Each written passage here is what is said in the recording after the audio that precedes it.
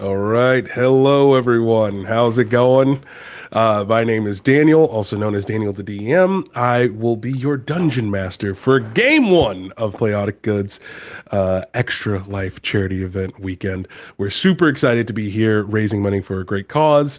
And with me is a table of wonderful players. Starting us off, Remy, would you introduce yourself and who you're playing today? Hello, my name is Remy. I will be playing Niflheim the Astro Elf. He is a blade singer wizard whose philosophy is, you can't hurt my friends if you're all dead. That right there is a classic. Justin, what do you got for us? Hello, everybody. I'm Justin. I use they, them pronouns from So You Want to Be a DM, and today I'll be playing Sue Cash, a lore bard, Asimar, here to, I'm just here to have a good time, all right? Everything's gonna be aces, isn't it? Fantastic. And keep that voice the entire time. Meadow, what do you got going on? Howdy, darling. I'm Meadow, she, they pronouns. You can find me everywhere on the internet that matters at Howdy Love Darlin or Howdy Love Darlin GM. And today I'm playing Canary Thomas, a tiny little bunny who lives in the vents.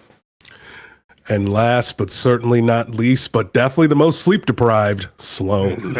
I might be the most least. We can say that. I'm Sloan. I'm Sloan running just about everywhere. I'm playing Ellie, a little rogue, and he isn't great at a whole lot of things. So it's going to be a good day. Absolutely fantastic. We have a wonderful table, and I'm super excited to be here with all of you. And again, bear with me, everyone.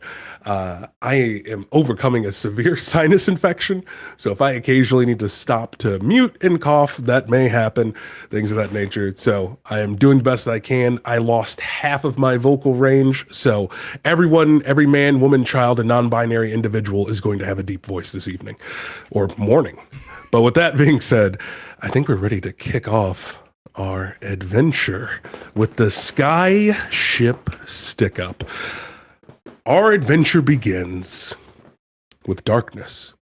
It's that perfect time of the morning when you're looking out over a coast where the sky and the sea are just that perfect level of black to where there's just no seam at the horizon until you just see that little poke of orange begin to bleed out and rise as birds chirp, chirp, chirp, chirp, chirp, chirp all over the horizon line.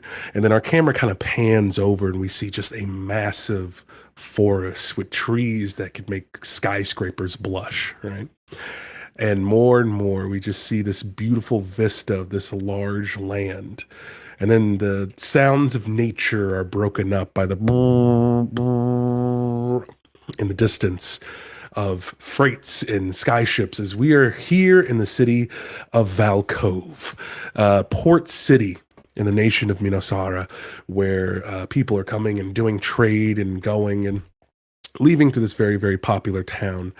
And we are coming into the Skyship port as we see these large towers that loom hundreds of feet up into the air, out of the water, and anchored to them are various skyships. Our story begins here. Right there on this dock, as a crowd of people begin to merge and move on to a platform at the base of a spire, and the crowd is pushing. You see men, women, children, all sorts of different races, orcs, elves, humans, goblins, kobolds, everything in between, all coming together, different walks of life. You have some people here who may be on vacation or just traveling or visiting family, and you just see people just gathering and carrying their luggage. And amongst that crowd, kind of scooted off to the side, we hear the pitter patter, the of little owl feet as they begin to clamber along the dock. And we see a little owl in a tuxedo with a monocle, an owlin by the name of Dr. Charles Hooton, as he flutters up and goes, yes, all right, well, there we go. All right, everyone, let's gather around, make sure we have everything that we need. Everyone, just check to make sure that you have your luggage before we get on. And gathering around him are our adventurers. Who would like to go first and introduce what their character looks like and what luggage are they bringing on to the airship? I'll go first. As Mr. Hooten is gathering people, right between his owl legs, there is a tiny bunny. Sandy brown, long floppy ears, looking up at the owl from underneath his legs, with a long board tucked under her arm, which is really probably about the length of like a regular human's forearm. But it's, to her, it's big, and she's got it tucked under there. And it's Canary Thomas, this little speckled bunny with a bandana like a pirate's wrap, and a hat that's a little too big for her, kind of slips down over her eyes a few times as she pushes it up to look up at Owl Hooten. And kind of tugs up her pants a little bit, making sure she's ready for the trip ahead. Owl Hooten's only 4 feet tall. Yeah, I'm 1.5 feet. Okay. So now we all have the height comparisons. Whoa. So these two people having the coldest air sinking down upon them as they are looking at one another. Dr. Hooten goes, Oh, very good. Good to see you are all ready and excited and bustling in here and are ready to go on and finish our adventure. Bright-eyed and bushy-tailed, Professor. Absolutely fantastic. And let's see, who else is coming up too? I'll go next. I'm currently arguing with another like deckhand or something because they seem to have misplaced my fingerless gloves. And how am I supposed to shred on my wicked loot if not with fingerless gloves? And I'm just holding somebody by the like lapels or the equivalent thereof, just going, now listen here. Where are my fingerless gloves? Listen, I got blisters on my fingers, mate.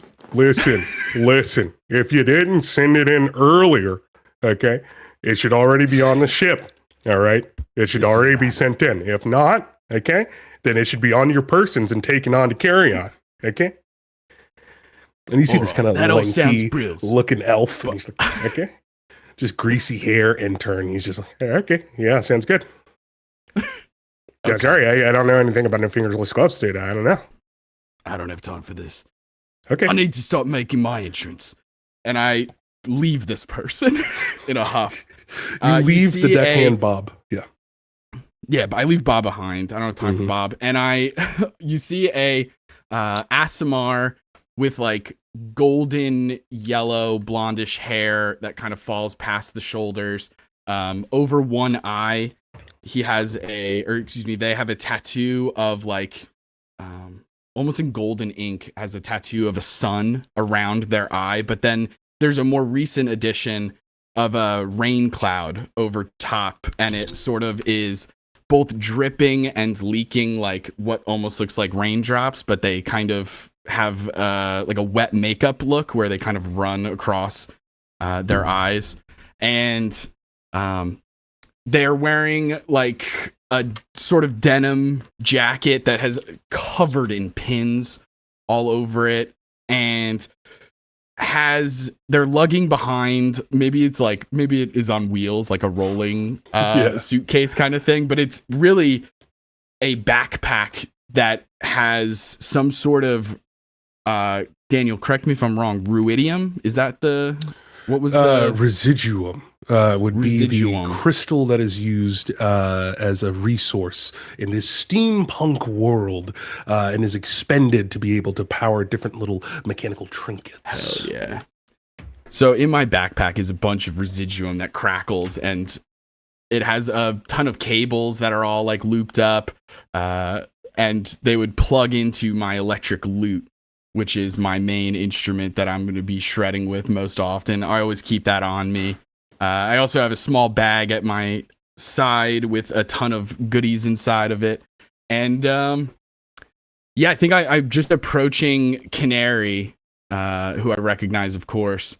And I just say, well, looks like we got another job on our hands. I'm sure it'll go absolutely fine. Always does. You're absolutely right. Fantastic. And then who do we have coming up next behind the astounding aura of the non-binary rocker person? At this point, Niflhigh, the Astro Elf, walked up. He has like lavender tinted skin and like silver dusted freckles across his nose and the like long floppy elf ears instead of the like shorter ones. And he'll walk up to Sue and be like, "Here are your backup gloves. I heard you arguing with the deckhand, and I'm assuming you misplaced your main ones again." Niflhigh, you know me so well. Hell yes. And with that, you are complete. What sort of luggage is carrying along? He with has him? a adventure pack, and right now, since they like aren't active on a mission yet, he has his it's belt scimitar strapped to one side and then a dagger strapped to the other, and he just kind of has it slung across the cloak that he's wearing.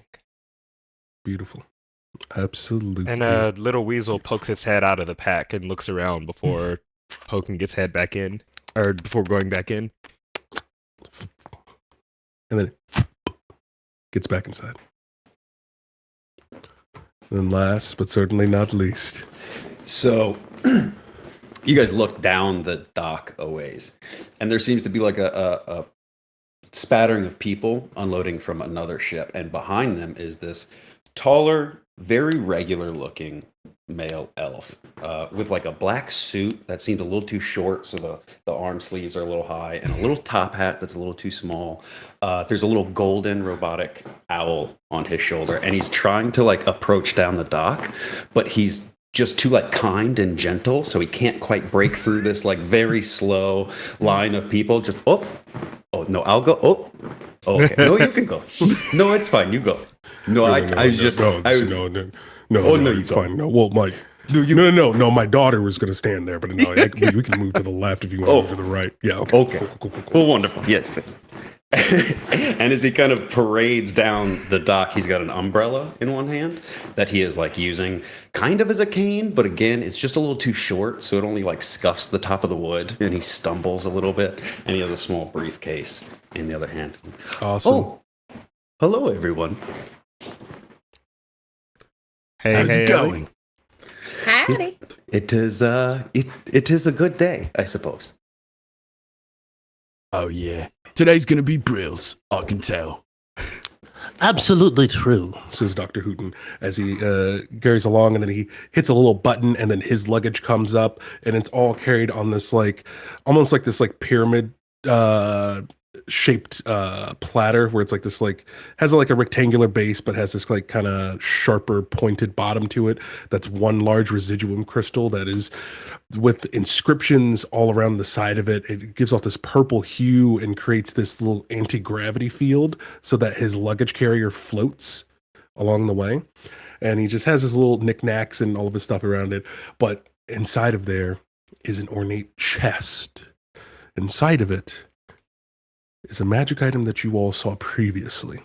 Before you arrived here to the dock, you all were completing a mission for Dr. Hooten, who is an archaeologist for the Arcane Assembly. You were all here to secure this magical item called the Helm of Karajak. This ancient helm that, as we would know it, kind of looks like almost like an Egyptian pharaoh kind of wide headdress that sits upon the head. And inside of it is, on the top, has the head of a one-eyed snake. And inside of where the eye would be is a gem socket that's missing. Dr. Charles Hooten has already procured the gem and needed your help in locating the headdress and securing it, and you're going to get it safely and into the right hands at the Arcane Assembly to make sure that this very powerful magical artifact is safe and secure. And all you have to do is arrive there safely. As you begin to see the water begins to like kind of bubble a little bit as the deck that you're on begins to rise, as these like pylons and pillars begin move, and then they rise up more and more and more so that it raises the deck up the spire to the level of the airship.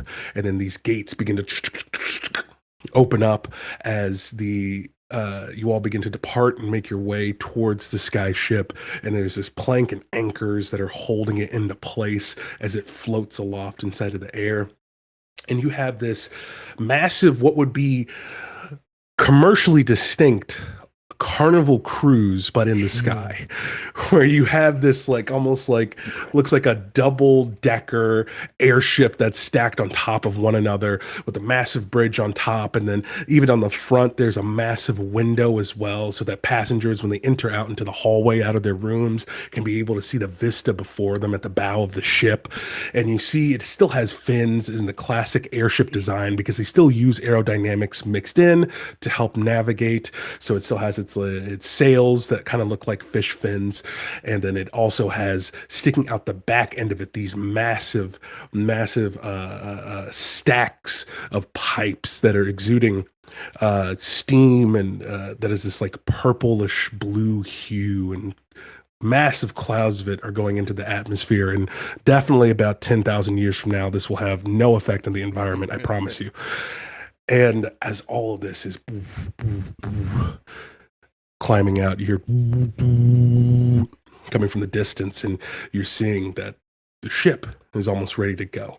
And everyone's starting to shake the hands of Captain Douglas Calloway, the Furbolg captain, and he's standing there in his little sailor's attire, his long floppy ears, large nose, and their strange, almost cow-like kind of face to them. And he just goes, "Oh, yes, hello, yes, yes, enjoy the flight, yes, hello."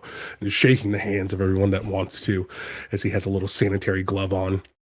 And as you all approach, you begin to see another person arrive. This human concierge. He's a bald black man with a very, very large beard that kind of goes down, and then it goes into some designs with beads, and kind of is wrapped up into one singular point. And he's wearing this like almost like velvet red suit. With cufflinks, and he has very sharp, polished dress shoes. And he walks up and goes, "Oh, hello. It is so good to see you all here. My name is Vasi, and I am the concierge of this ship. I believe you all have an item that needs to be secured, correct?" Yes. Fantastic. I will show you this way. And as you all begin to walk up the plank, you see that there's like this loading dock area that starts in the cargo hold, where everyone begins to board, and there's multiple elevators that takes you to different parts of the ship. Except he does not take you all that way. There's like this extra in between the space between the dock and the ship. There is this mechanical walkway that's been placed in between that you all are allowed to walk on. It's kind of a little shaky. It's kind of scary at first when you step on it. And as that happens, a large panel on the side of the ship just goes, "So for particularly sensitive items, they go here in our storage vault. Once an item is placed in our secure vault and the keys are twisted, this vault cannot be opened until the end of the flight. It is timed and cannot be manually opened. So, if you have any other valuable belongings besides this, whatever your item is, they can also go in here as well." I got a question. Yes, of course. Howdy. They call me Canary. I have a quick question. It's not going to take up much of your time. How do I get into there if it's locked? Like, what if I want to check on my item? Make sure it's safe. You can't. Who all has keys then? Just checking. That would just be the captain and I as the concierge. Oh, but that's the it? keys only lock it. It unlocks by itself at the end of the designated flight time. Is it magically protected at all, or is it just a lock? I cannot disclose that information. But it is a combination of both.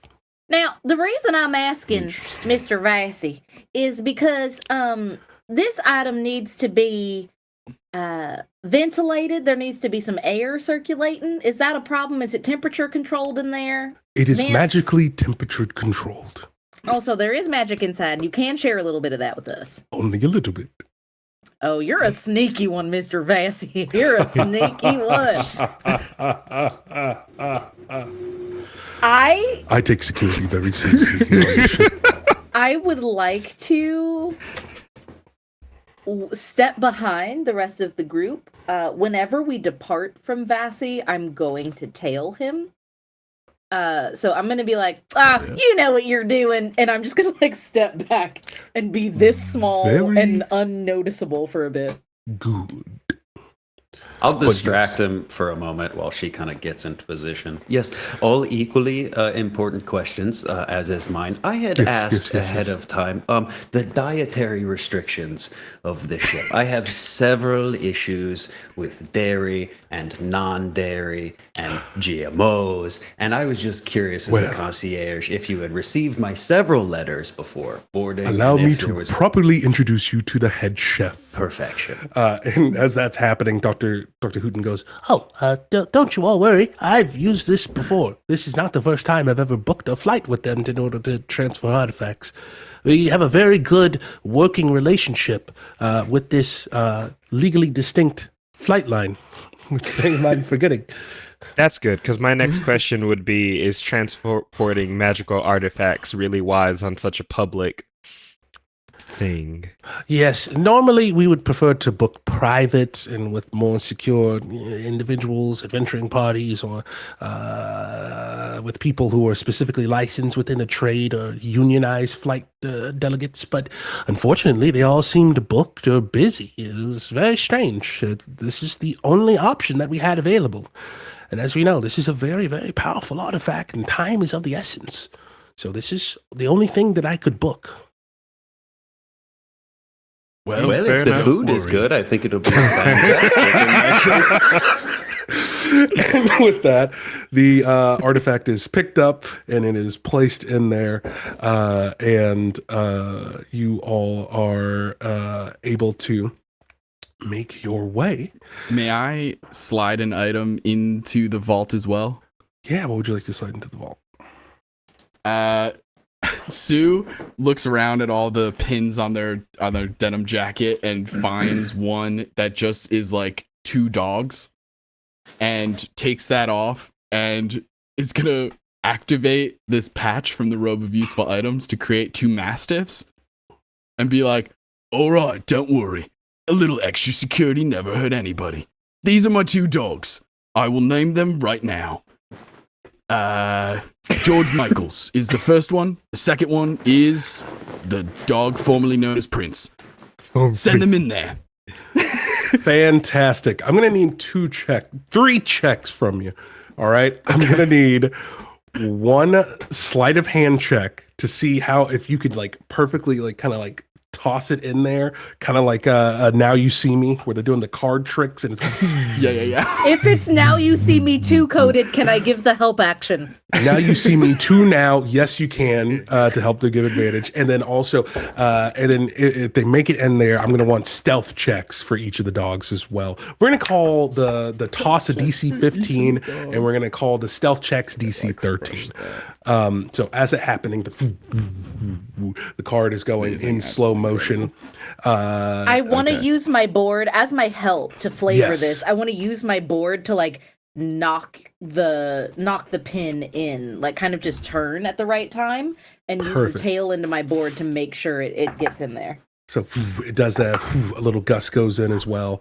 As you all begin to slowly depart. What happens? 24 on the sleight of hand. Okay. And then on the stealth checks, Mastiffs have a +2 to Dex and no proficiency in stealth. So it was a dirty 20 on the first one and a 15 on the second one. Perfect. You were able to put 2 whole ass dogs inside of this secret vault, and they are there, and they're like, as the door closes. We didn't think the artist formerly known as Prince would have disadvantage. I heard he had bad hips. I don't know if that's His hips are great. And with that, and he has a little purple ascot. And with that, as you all begin to depart and head up into your rooms, you see the board begins to depart. All the latches begin to tear apart, and then they begin to retract as the anchors are taken away, and the ship begins to slowly drift off. And as that's happening, the concierge again then approaches you all as he shows you all to your rooms and says, yes, and remember that you all must leave any visible weapons inside of your rooms at all times. So you say visible, does that mean a dagger tucked into my boot would be allowed? That would not be allowed. But it wouldn't be visible. I have to legally say that I cannot allow you. You are permitted to have your weapons on board the ship, but they must remain secured in your room for the safety of all other passengers. There are guards throughout the ship. There is no need to have your weapons out and on your persons. That's not a problem. And I'll take 2 daggers and I will leave them into the room. Very good. Since my weapons were on my backpack, I wait for my weasel to get out of my bag, and then I just kind of toss the bag down.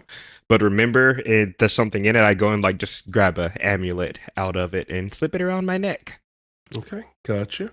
I will also, at this point, just tell the others, listen, I don't know what this geezer's on about, but here's the deal. I got a bag of holding. If you want to slip those items right in my sack, by all means. There's plenty of room. That is sensible. I will go grab my dragon tooth dagger and my spelled scimitar and just drop them in the bag.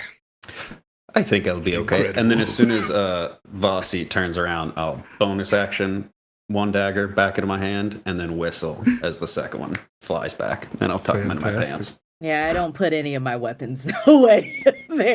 I'm a little guy. They're basically toothpicks. Leave me alone. I'm not giving them up. Give me a sleight of hand check to try to hide your weapons on your body. Bet. We'll call this DC 13. Great. That I have a plus 13.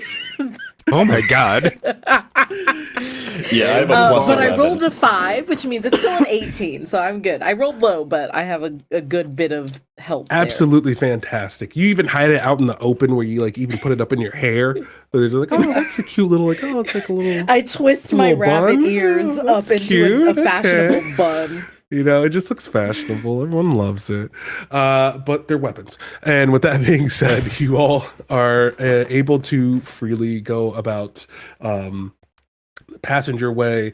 And Dr. Hooten says, oh, I'm going to head up to the deck and take a look. There's a ballroom and a casino. So let's have a good time. Woo! What about alcohol?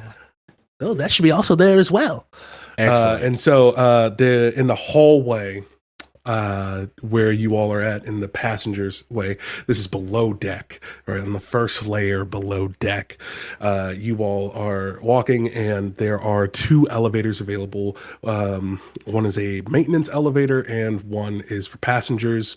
And so you all have little key cards that you swipe, and then it lets you onto the elevator that takes you up the passenger way, and then you head up to the deck of the ship, and it is massive. The unique thing about the design is that you're coming off of the elevator for the passenger entrance, and you're surrounded again by 2 other elevators, one that leads to the bridge, and the other one that's another maintenance elevator.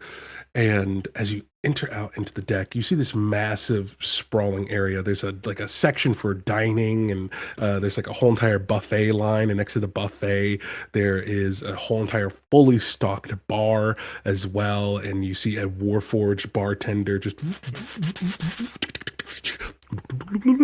making the most perfectly mathematically calculated drinks you have ever seen in your life. You have all these other people walking around. You see guards. You see just people walking around, and you see that this is the inside part of the deck that's located below the bridge. And even in this space, there's still a second floor in between where there's like this open loft area. If you think about like a London apartment or a flat for those overseas, you will see like this like spiral staircase that leads up to this open loft area. That's the casino that looks right over the dining area and over the bar. And you go further, there's this massive ballroom area. There's a really, really bad stand-up comedian who's there right now. He's just like, what's the deal? Tieflings. And you look at him, you're like, what the hell? And he's doing like really bad. Ellie will be the only one to not ironically full laugh at every joke. Yeah, so he's up there. He's tried the best he can. He's this big, I forget the name of the elephant race. Loxodon? Yeah, Loxodon, perfect. And you just see this big guy, and it's just in this tuxedo, almost like built like the Kingpin. I was just saying, I was with this Trey Cream the other day, and it just keeps going. And so as that's happening, you can see out that there's this massive windows that are there that scale up from the bottom all the way up, reaching to the bottom of the bridge. And there's this like double door that opens up as well, and you can see that there's a pool at the bow of the ship where some people are starting to get changed, and you see that people are kind of overlooking the bow, and you just see the beautiful view of the horizon. You all are soaring through the air. It's a beautiful sight. Everything is this pastel mix of oranges and slight hints of like almost this purple and yellow. It's this beautiful cascading look as you all are flying and soaring through the horizon, and the clouds are somewhat beginning to part as you're going up into elevation. You're kind of getting that popping in your ears, but trying to ignore it. And you see the sun is slowly rising, and you see the twin moons up in the sky as well. What would you all like to do on the deck? Let's see here. Who should I call on? I don't know who really wants to go next. Maybe Ellie. What were you doing at the? Okay, fine. Canary. Hello. What do you see? What do you This do? little Briar Patch, Cabbage Patch, Southern Bunny really wants to know if this is one of those cool airships that has a water slide. I had the same question, I swear to God. It does now. There's this massive slide that goes up about 3 stories. It spirals. It does a loop-de-loop. It has the chambers inside of it where you go. Ooh, the chambers. And it has a ladder, and then it also has a handicap accessible lift as well that's attached to it. That also runs on residuum. So there's a little bit of cold, like dust, steam kind of coming out of it. Because don't worry, that's not going to affect the environment in 10,000 years. No, why would it? It's residuum. And it's never going to run out. I look at the group and I don't even say anything. I just point at the slide and my eyes get like Puss in Boots big. Like, Do you want to go on the slide, Canary? well, heck yes, I do. Are you coming with me? Will you take me? Will you hold my hand? Sometimes there's height restrictions. I will. I'll lean down and hold Canary's hand, and then kind of like I'm just duck walk dangling with her. Oh, no, he like nipple higher, like get down like this, and then just like do this walk, and she's holding and he's holding Canary's hand. Yeah. Hell yeah. Straight to the slide. Yes, as you are doing your little walks over to the slide, that's happening. Dr. Hooten looks at Sue and looks at Ellie and goes, All right, well, I'm going to go to the bar and have myself some libations. Unless there was anything else you all needed from me, I think it's time we've cut loose. I think we have earned some rest and relaxation. Yes, you did say expenses were all paid on this. Oh, yes. Okay. The Arcane Assembly is very well funded. That is a whole lot of people with a whole lot of money. So Wonderful. yeah, all expenses paid. Feel free. Order whatever you like. as he waddles over and then does a short little flutter to get himself up onto the stool and begins to order a drink. So where would Sue and Ellie like to be? Well, Ellie, what do you think? You want to get a drink? Yes. All right, let's go check it out. And we will make our way over to the bar with the Warforged bartender. I think I make a show of looking at all of the bottles and all the different options and stuff, and then lean in close and just say, "I'll have a milk on the rocks." Milk on the rocks. Sounds good. That's right. Just the smoothest, coldest cup of milk with salt on the rim. Ooh, interesting. I like it. That looks phenomenal. I will have something nothing like that. I am going to have a single shot of firewater and an ale, please. Absolutely fantastic. And is perfectly poured you your requested drink. As you enjoy that, you enjoy a nice conversation amongst your companion. We cut back to the slide.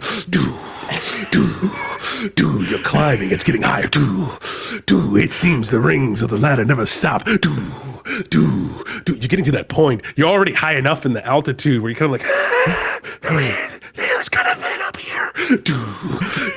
And then you make it up to the top, and you see this kind of like lanky, like 16-year-old goblin. He's like, "Hey, what's up, guys? So you guys are not wearing swimming gear, just so you know." I don't know what you're talking about. And Niflheim takes off his cloak, and he already had swim trunks on under his cloak. Hell yeah. And then he was just wearing a sleeveless crop top that he just takes off. And he's like, "I'm good to go." All right. That seems uncomfortable to wear. Cool. You sure? Okay. Here's some towels, I guess. You didn't bring towels either. Don't need them. Someone's gonna have to clean that up. All right. So, arms crossed around your shoulders, and you just go, and then you'll be able to hop down. All right. Do you want to go in forwards or backwards? Hop? What? What do you mean forward or backwards? Yeah, some people like to do a little trick shot thing where you go in backwards and you jump down. Yeah. I could flip down if you wanted me to, but I think that would cause you to have an aneurysm, so I will just go down the normal way. All right, whatever you want to do. Are you going to do a trick shot? Why not? Spice up his day a little. Are y'all going to be responsible and go one after another, or go at the same time? No, we're going to be responsible. I need Niffle to go first. All right. Give me an acrobatics check. I got 10. a 17. Fantastic. You step back.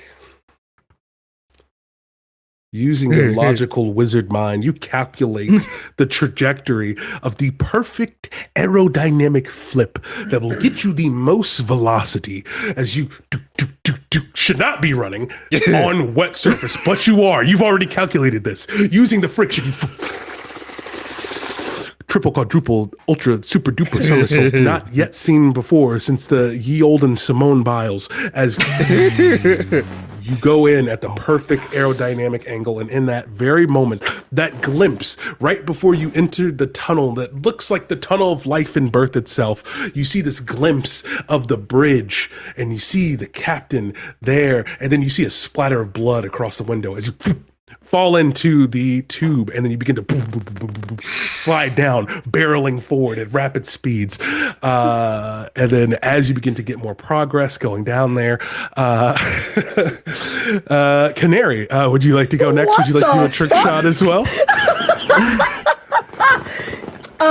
As he's looking down, he goes, "Okay, yeah, it should be safe enough for you to go." Because Canary hasn't seen anything, she kind of tugs on the 16-year-old's lifeguard tank top or whatever, or swim shorts, and goes, "Can I ask you a question?" Yeah. That's good. How high up are we? I've never been this high up before. I'm more of like a on the ground, even under the ground. I'm a burrow gal. So where are we in relation to the actual ground? It's at least more than 10 feet. Wow, I wouldn't have guessed that. She looks around where she is at this like high point, which is kind of like a crow's nest. Wouldn't you agree, GM? And I want to see if there's anything encroaching before I go down the slide. Hell yeah. So, go ahead and give me a perception check. We'll call this DC 10. I'm not good at that one, but a DC 10 I could probably make. Oh, wait, I am good at this one. I was reading the wrong P word. Okay, that's a 19. Absolutely fantastic. As you're trying to gauge the altitude based on being above the sea level, but also comparing that to the size of the bridge, you're going through and you're like, okay, if this is about 5 feet, I'm 1.5 feet. This is about 30 of me stacked on top of one another. But if I compare that to the bridge, and then I see, okay, well, the bridge is about 15 knees lower than the blood splatter that's on the windshield. You look and you see within the captain's quarters, there's this flash of a muzzle flare that goes off, and you see more blood splatter begin to splatter across that. And then as that's happening, you see that some of the guards that are there on the ground begin to topple down onto the floor. We cut back to the bar, and as you're sitting there at the bar, you see some of the other guards that are standing there that are kind of sipping on drinks or eating on food that was given to them, and then they begin to foam at the mouth, and then they begin to topple over all throughout across the room. And then as that happens, the elevator door opens, and then from behind the kitchen, some of the kitchen staff begin to pull out from underneath their aprons these assault rifles. And it's like these steampunk version of assault rifles, to where it's like, these massive canisters that are using compressed air to be able to prepare the bullets forward to create the combustion. And you have these little like PSI indicators to indicate when they're ready to fire. You have all these different things that are happening at the same time. And as all of this is about to happen, something terrible is about to go down. We then cut back to Nilfheim. This is the greatest slide you've ever been on. I mean, dude, this is so fun. It is so fun. I mean, they even got that thing where it's like going, and it's like, you're like, oh my gosh, am I gonna flip over? Like I'm spinning. I think I'm gonna flip over. Oh my god! But you don't. It's like perfectly designed to make sure that you're still safe, even at a super high speed. And then you.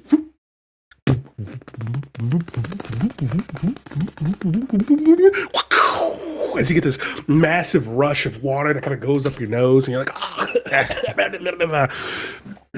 and then standing there, you get the water out of your nose, and then plopping into the water right in front of you is another guard going unconscious. You look around. There are armed guards throughout the ship now. Not the ones that you saw before, each of them with brands, tattoos on their hands. And as that happens, you hear an announcement on the speakers. Well then, hello everyone. This is your new captain speaking. I know it's quite a surprise. There's a little bit of a robbery happening in progress, but listen. You all can get home safe and sound to your families. Very easy, by the way. And you're going to have one hell of a story to tell when you get home, as long as you're doing as you're told. Now, with that being said, you all are to corral yourselves into the ballroom, where we can keep an eye on you. And don't be heroes. If you try, we'll make others pay for that. And then it goes silent. For those of you who are inside of the deck, there are about 25 people on the deck right now, as they're all being corralled into the center. armed men and women, these pirates. As you can see, some of them have been covering up their tattoos in different disguises. All of them of all different shapes and sizes. A very equal opportunity employment pirate organization. As all of them begin to gather around and corral all of these different people there, you have about 3 people who are inside. You have one person who is standing on top of the casino. There's Eric Kokra, who pulls out a staff and is watching over everything. You have 2 more individuals who are inside at the bottom floor. And they have, swords, shields. Some of them have rifles as well. And then you have 2 guards at the outside deck as they begin to point their weapons. And they look over at Canary and Niflhigh. Niflhigh. There we go. And they begin to point at you all and go, "Oi, you need to start heading inside. Playtime's over." Playtime's never over. And I want to use my board to jump into the water slide and like surf down. As this intense moment having you. This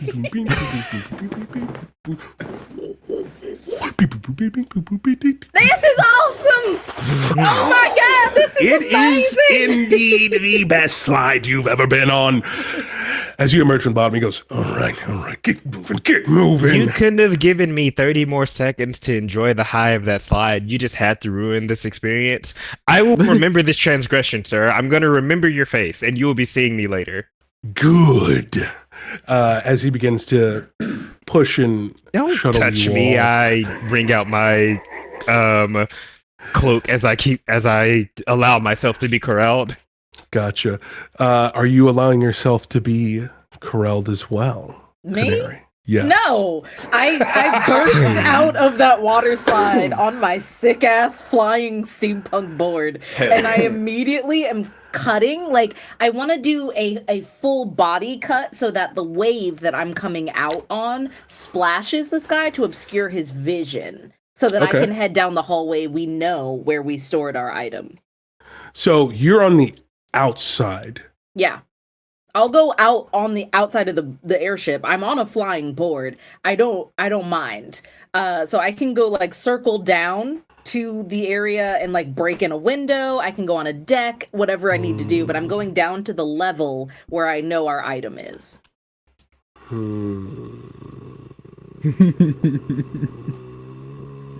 Say it. You can certainly try. Hell yeah. And I will. We're going to call this a DC 20 stealth check. Okay. Bet. Okay, stealth. Doesn't make sense for me to give inspiration. No worries. Don't need it. Like sing at you. Be extra stealthy. It's like, that doesn't really make sense. Ooh, baby! That's a 11 plus 13, which is math, 24. Ooh, 24. Hell yeah. Awesome. As he splashes, he's like, ah, you son of a... And he sees the... Boss, we got a problem. Yeah, you One of do. them jumped off. They just ended it. They didn't even... Boss, I don't know what happened. And Niflhigh, you'll see from the deck, you'll see this dark, ominous figure from the bridge pull up a walkie-talkie and go, well, that can't be helped, can it?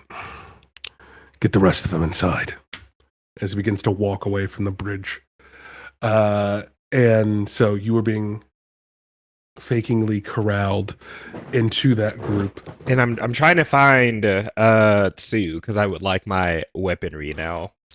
Sue Absolutely. is literally falling off of the ship right now. Correct? Sue No. is- Or are you going Oh. around? What are you doing? No, Canary's falling Oh, off no. the So ship. Canary's Yeah. falling off the... Sue's in the... Yeah, sorry. So Sue, they are there. And they are with Ellie.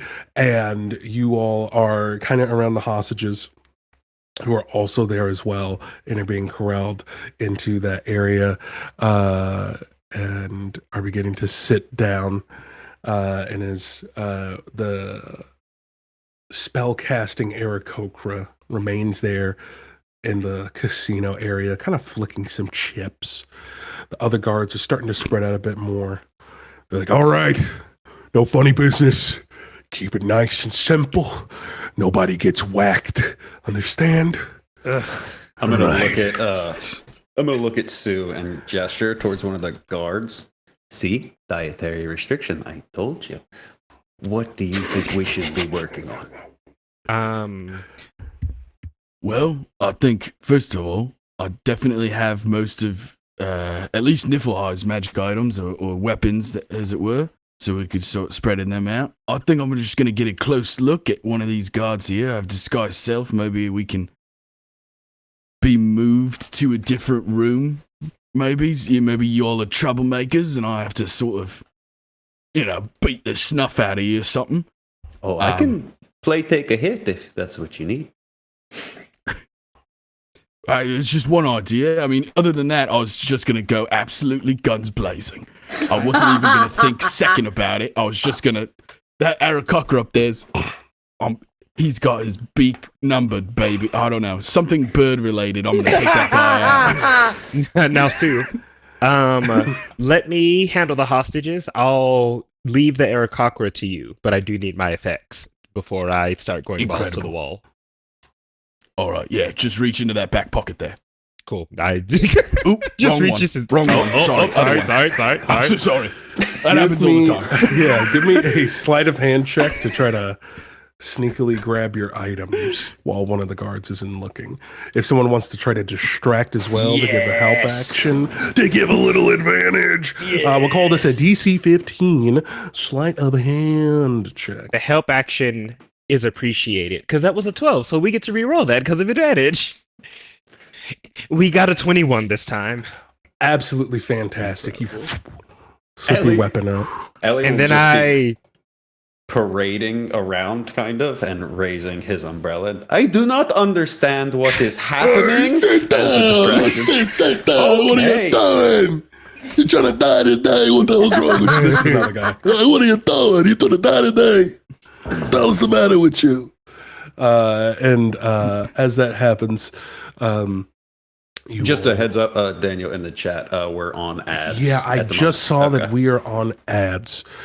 With that, let me just take a quick moment to say, oh gosh, thanks so much for watching and donating. In case we get into a little bit of a scrap, remember, there are donation incentives, all right? So if you donate, okay, every $100, these crazy cuckoo kids, they get 1 HP. They get 1 HP, and they might need it. Who knows? Or they might trickster their way out of all of the scenarios. On that note, we're already at +2 temp HP because I saw that whoever's running the account said we can have the +2.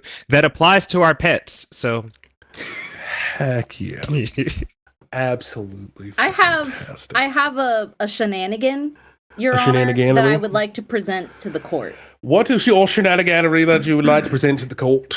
I would Court's in like session? to have a bit of a flashback where I am slipping a sending stone, because I have two.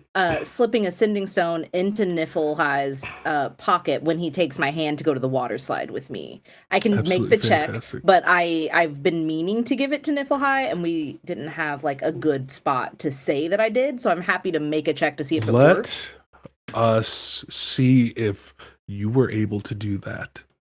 Slip that into their pocket during your splash zone escape attempt. We'll call this DC 15. Sleight of hand. Ha ha! Okay, so the sleight of hand being +13 is just going to be helping me the whole time. What are you going to do? What am I going to make him do? All 30? You can try. I might make it. So that was a 14. Absolutely. Wait, okay. 14 plus the 13? Yes. Oh, okay, gotcha. It's a I was like, 27. wait, that doesn't make sense. I was like, the math, it doesn't make any sense. The numbers make sense. What do they mean? Fantastic. So you were easily able to slip that into Niflheim's pocket. Great. We love to see it. And with that, I am going to make the base assumption that ads are over, and we will resume. 57 seconds. Really? Is there more? There's more? 57 seconds on my screen. I'm not sure if that's for everybody. Okay, holy jeez Louise, wow. We're gonna still have to keep it going. So with that being said, so now that you've secured the weapon, what do you want to do? What does everyone want to do here? We got one weapon in hand. We want to try to make some motion, make some attacks. You have. I want to just take a good look at one of the guards for the sake of a future disguise self. Yeah. So I just want to encapsulate one of them and kind of really get a good vibe of all of the accoutrement that they may be wearing. If I can see the brand on their hands. Absolutely These fantastic. idiots, they didn't even wear gloves. You see the tattoo that's on all of them. On their hand, you see it looks like almost like this skull, this kind of brand almost that's like seared into their hand. The person you're looking at, orc, bald, massive tusk, a gold ring around one of the tusks, kind of has a scar that goes along his eyebrow. He's got like a steampunk AK-47. That's what we're dealing with. And so he's kind of there as well. So are you trying to light this candle, Sue? Well, I think it's either we do this or we get real sneaky about it. And honestly, that's not my style. Can we get the before we start causing havoc? Because I am pro causing havoc. I need the hostages as condensed as possible. Because I look around and whisper. I'm just gonna put a giant wall of light around them and start blasting bitches. Okay. Incredible. But I need the I'll start hostages spreading condensed the so they don't word. get caught. Okay, cool. Also, I have a question for God real Absolutely. quick about the healing wave. Just to ask it now and not later. Is it cumulative? So it's like at 100 it's 1, at 200 it's 2, so that would be 3 total, and then at 300 it's 3, or is it +1 for each 100? If that made any sense. You asking me? I get what you're asking. I'm not sure. It is +1 per 100. It doesn't stack. Okay, gotcha. So at the 200 it was 2. We are now at 400, means we have +4 Whoa. temp. Okay, Awesome. cool. The donations, my goodness. They're coming in. Yeah, so keep writing all that down. folks. Incredible. So I'm going to, on Niflhei's advice, I'm going to see if I can try and get away with this. I'm going to plug in. I have my backpack with the residuum and it's starting to, it looks like a Ghostbusters backpack, but instead of plugging into like a vacuum, it plugs into this loot that I have that has a bunch of knobs and levers on it and a whammy bar and all this kind of stuff. And I'm just going to try and, hopefully the guards are just cool with this. I'm just going to try and use music to bring the gang, to bring all the hostages in a closer thing and just, all right, everybody. Gather round. It's time for a private show with Sue Cash. Hey, what are you doing? I'm just calming everybody down, mate. Don't even worry about it. Give me a making your job persuasion check. easier. Give me a persuasion check at disadvantage, DC 20. Woof. Okay. Woof. Okay. Persuasion, you say? Or deception. Or deception. I don't think it's gonna matter because the first one was a 3 on the dice, so a 16 total. 16. You see one of the guards go, well, I mean, it wouldn't be too bad. I mean, I like music as well. And then one of them goes, no, dumbass. You can't let them just be able to sing songs and shit. And he begins to Trying to keep the peace, mate. I'm gonna walk up to the one who said no. Excuse me, sir. I'm having a little trouble telling the difference between you and everyone else. Do you think you could have everyone else in the middle and you guys on the outside, just so that I would know who to listen to? Because you're telling me to do something, and then a random man over there No, screamed at me. you and know, I you don't listen know. to all of us. We're all armed. Well, what about the ones that aren't? Well, they're armed with magic. Okay, this is a very You see the one at the, you see the situation. Aarakocra at the top. And I think with that, you would see the Aarakocra will cast a gust of wind and begin to blow all of you back like towards the window, and you like start to have people start tumbling back. Well, you and know, just say, "Sit down." not the way I wanted it to happen, but this works too. I told you I'd get the job done. No problem. Before I cast the spell, I've just a few semantic questions. How big is the space that we're in, or not even necessarily how big is the space we're in? How big is the cluster of hostages? For the sake of time and for the sake of theater of the mind, as big as it needs to be for whatever the hell you're about to do. Excellent. And about how many guards are in this room? There are 5. Oh, easy numbers. Okay. Sue, on your mark, when you start fucking up the Arakakra, I'm gonna put up a wall of light. Incredible. All right. Let's fucking do this. Would you mind if I kind of started things? Oh, absolutely, friend. Perfect. Yeah, that makes sense. I'm always the headliner anyway. You could be the opening act. I'm going to turn and walk back towards one of the guards. And as I get close, I'm going to trip and fall down. Listen, how many times I gotta keep telling you? You can't keep walking I'm over sorry. here. Can you just help me? And I'm going to put the umbrella forward to see if I'll like grab that to help me. Oh, yeah, I got you there, buddy. Yeah, I'm going to pull the trigger and shoot him in the face. Go ahead and roll for an attack at advantage, and we're gonna kick off with rolling initiative. So that's a 26 to hit.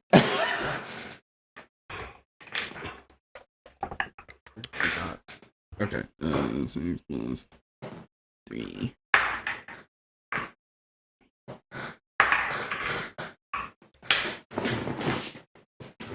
Oh, wait. Jack of all trades. I get to add to this. 11.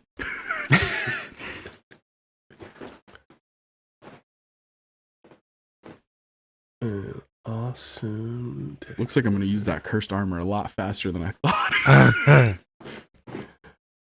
I'm very But excited. it's going to be cool. I don't give a shit. It's going to be pretty It's sick. okay. I have one trick up my sleeve, and I just used it. So we're going to see how far this gets us. Absolutely fantastic. Let's see here. Okay, in Meadow, I'm gonna need you to roll as well. What am I rolling? Initiative. Oh, yay! That's 27, Your Honor. Okay, that's pretty good. Very good. Got a plus 14 to that bad boy. Oh my god. Elliot, what'd you get?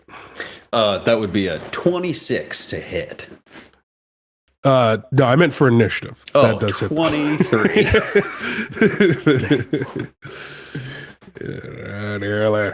I don't know why. It just makes me want to sound like Joel every time I say that. All right, Sue, what'd you get? 11. 11. Nilfi. 22. 22. Look at all you 20s. all are so special. Absolutely fantastic.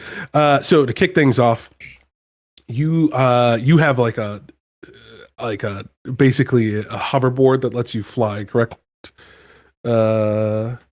Canary. Correct.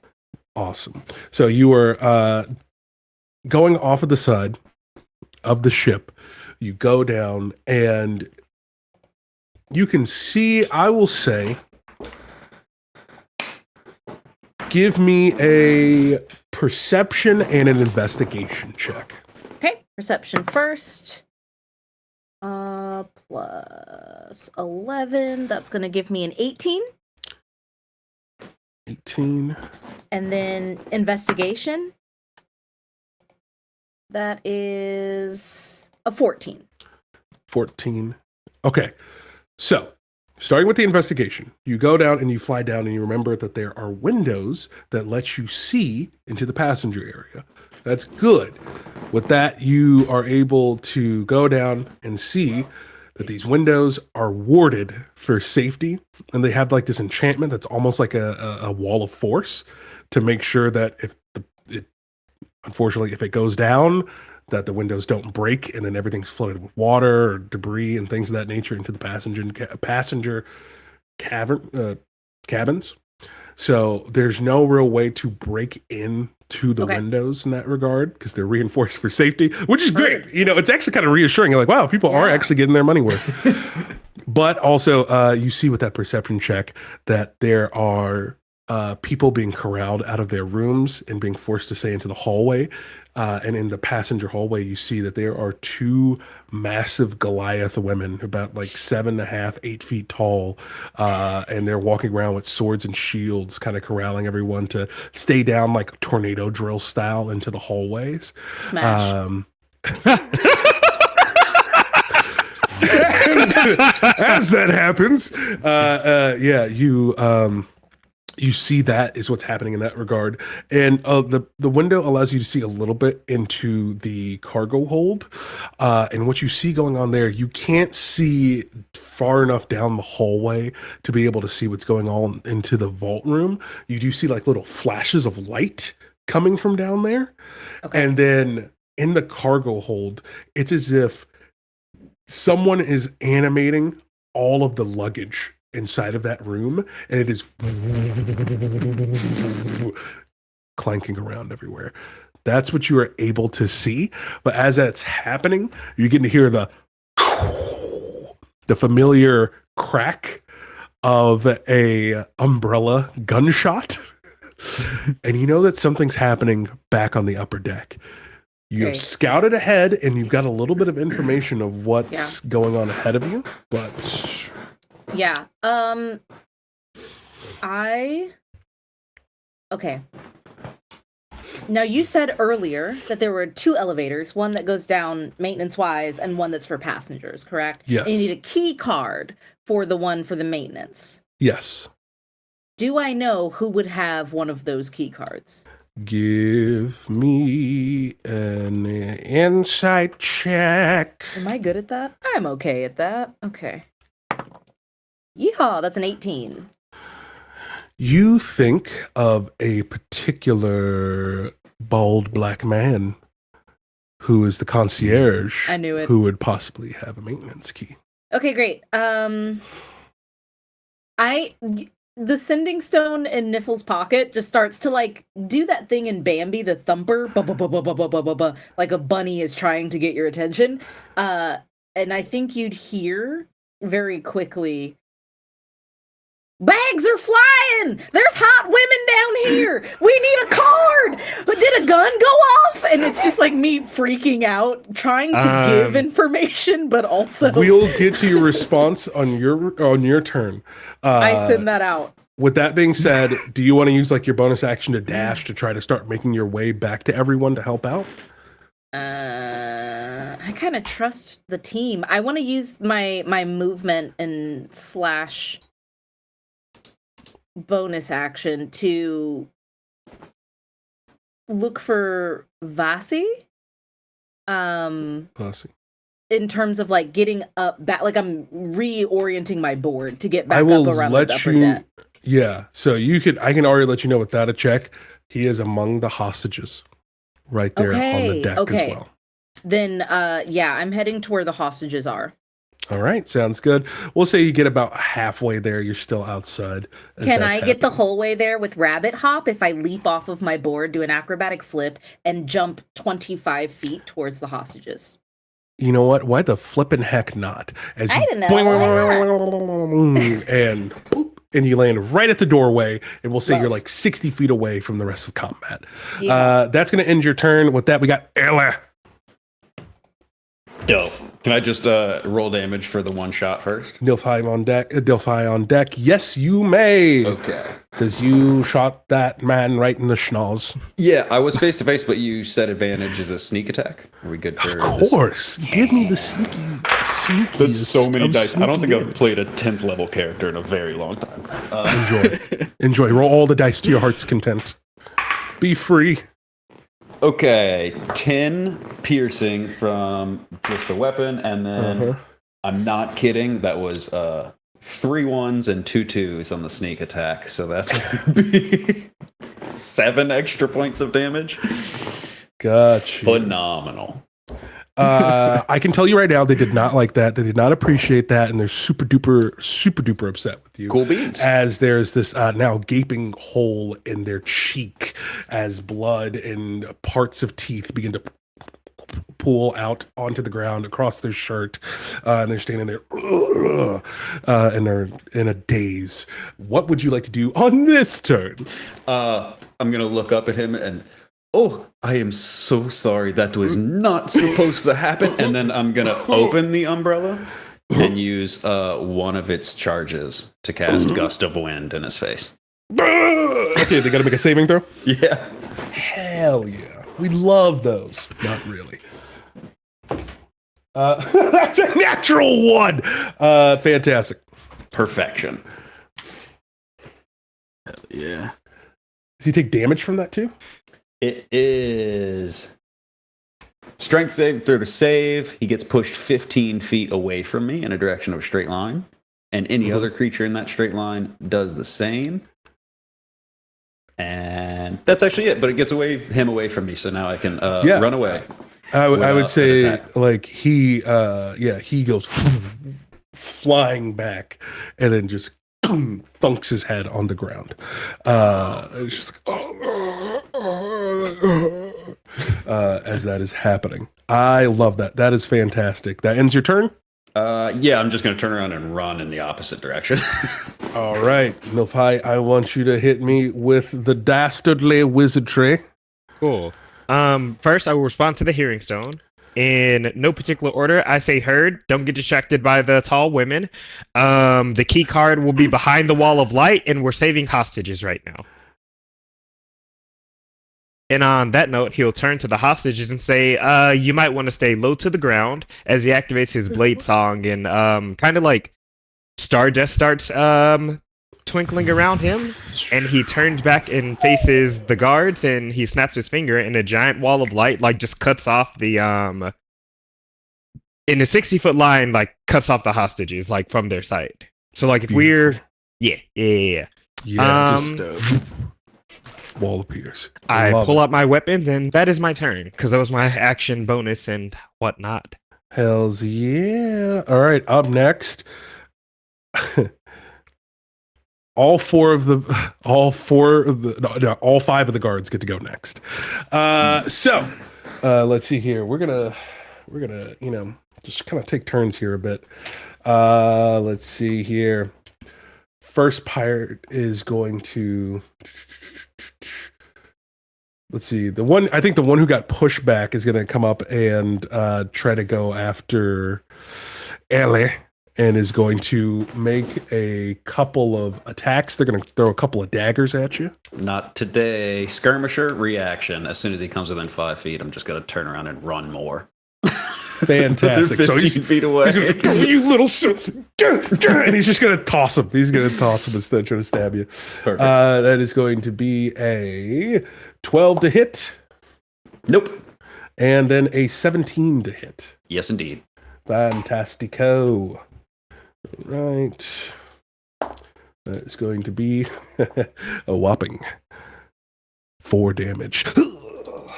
As one of the daggers kind of nicks you right in the side.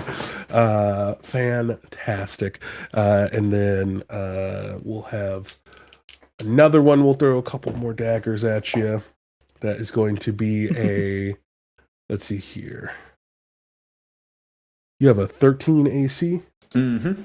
So that's a 15 and a 19. So 2 more daggers they start stacking up. You're starting to look like Daredevil when he was fighting Bullseye. Yes. Season 2. All right. So some of them are starting to pile up in you. That's going to be another 7 points of piercing damage. My bad. 8 points of piercing damage. And then 7 points of piercing damage coming at your way. Wonderful. The pin cushion begins. And then we got, let's see here, 2 more of them. One of them is going to attack Nilfai. with some dagger throws. That's a nat 20. And then Silver barbs. Yes. Ooh. Oh, you got it? You got it, Sue? I got this one. Hell yeah. Fantastic. Totally and then the fine. next As one I- is a 19. I start singing the song "Creep," but in the direction of the person who got the nat 20. So it's "You're a creep, you're a loser." Just distract him Absolutely enough. fantastic. So nat 20 goes away. That instead becomes a 17 to hit. That misses. My AC is currently 19. Got you. And then let's see here. The next one to hit is a 19. A shield pops up. My AC is now 24 until my turn. Absolutely fantastic. So those go through. So one of them looks like they're about to hit. The song comes through. The reverberations of the sick melodies begin to quiver the dagger in midair, and then it misses out of the way. Who do you give your advantage to again, Sue? Because you take that and give that advantage to somebody else. I'll give it to Niflhigh. Fantastic. So you have advantage on your next attack roll, and then the other dagger comes through, and then bing, flicks off of the shield. Absolutely phenomenal. And then the last, the fourth pirate is going to go in and is going to make a couple of dagger throws on you, Sue. That is a 4, and that is a 14. Both miss. Both miss. Fantastic. As they go right past you. You even block one with your guitar. Phenomenal. So that ends up happening. And then last one to go is going to be our Aarakocra. And they have, let's see here. They are going to kind of fly up into the air. They're going to go like, they can fly like 50 feet. So they're going to fly over and then begin to channel lightning into the tip of their staff. And they point it downwards. And then a lightning bolt is going to come out in a straight line and is going to, or a bit of a diagonal, and it's going to try to hit Niflhigh and Sue. I would probably be pretty So close. I am going to need a DC. It's going to be a dexterity saving throw. It's going to be a DC. Let's see, what the hell is it? These new 2024 character monster sheets are supposed to be easier to read. Ooh, DC 13. absolutely crushed it. I got a 16. 26. Fantastic. All right, awesome. So you're only going to take half. D8. What is it? D8? D6. 8d6 if you're looking for lightning bolt damage. Perfect. Yeah, if it's at 3rd level. I'm like seconds away from casting that. Stole it right out of my playbook. I was like, damn, I can't believe. Just do the thing. You like Follow sit him there, with the you sit there same and take spell. it, and it's like you absorb that lightning, and then you just shoot it right back at him. Goes into my guitar. Whoa. All right, you're going to take half of.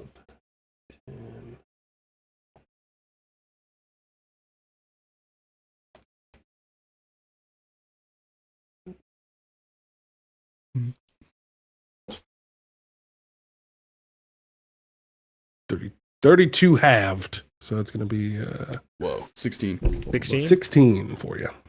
Points of lightning damage. Roger that.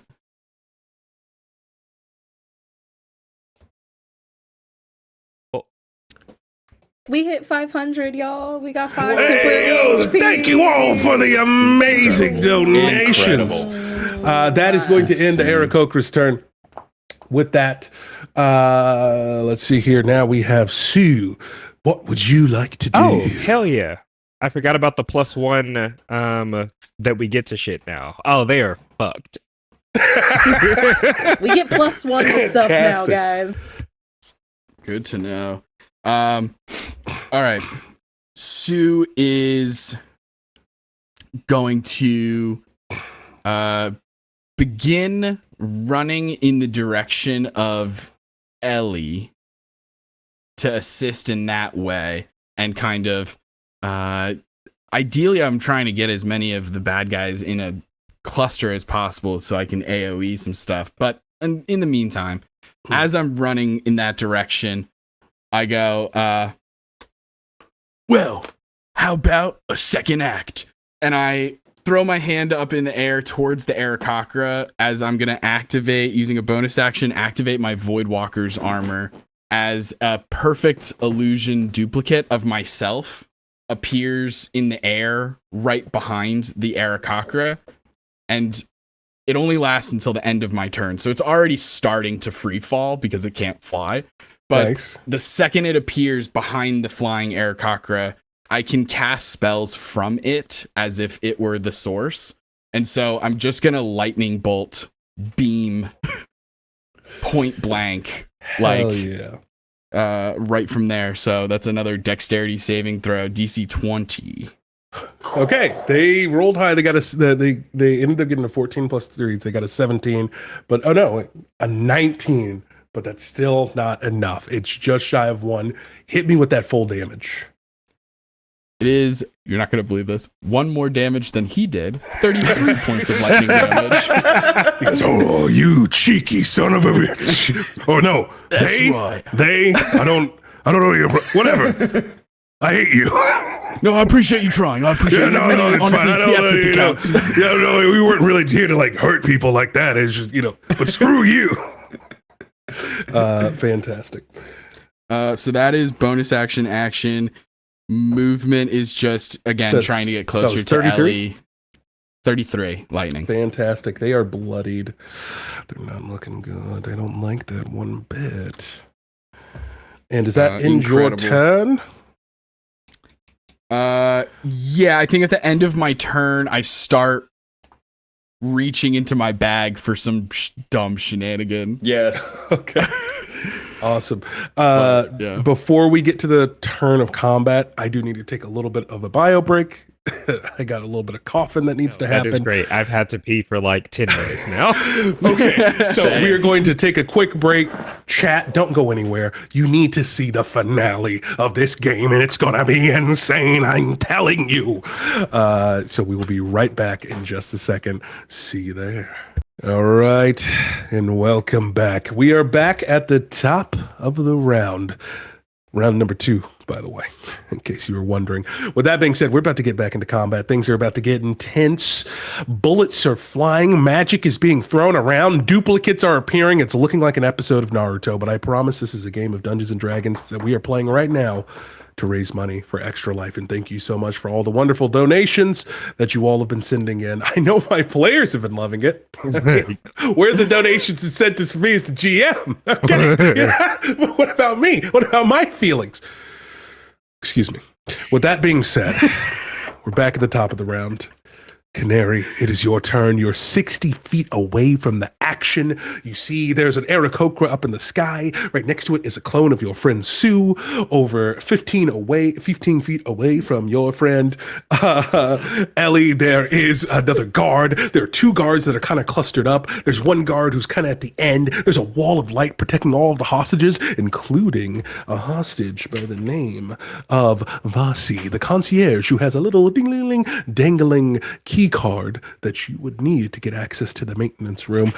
As that is all happening, you see the combat that is laid before you. What would you like to do? Listen, I'm just a simple bunny. You said the Aarakocra was 60 feet away. I throw a bead of force directly at his head. Oh my god. Amazing. Alrighty then. Well, I can throw it up to 60 feet. Please make me a dexterity saving throw. Okay. And we'll see if this works.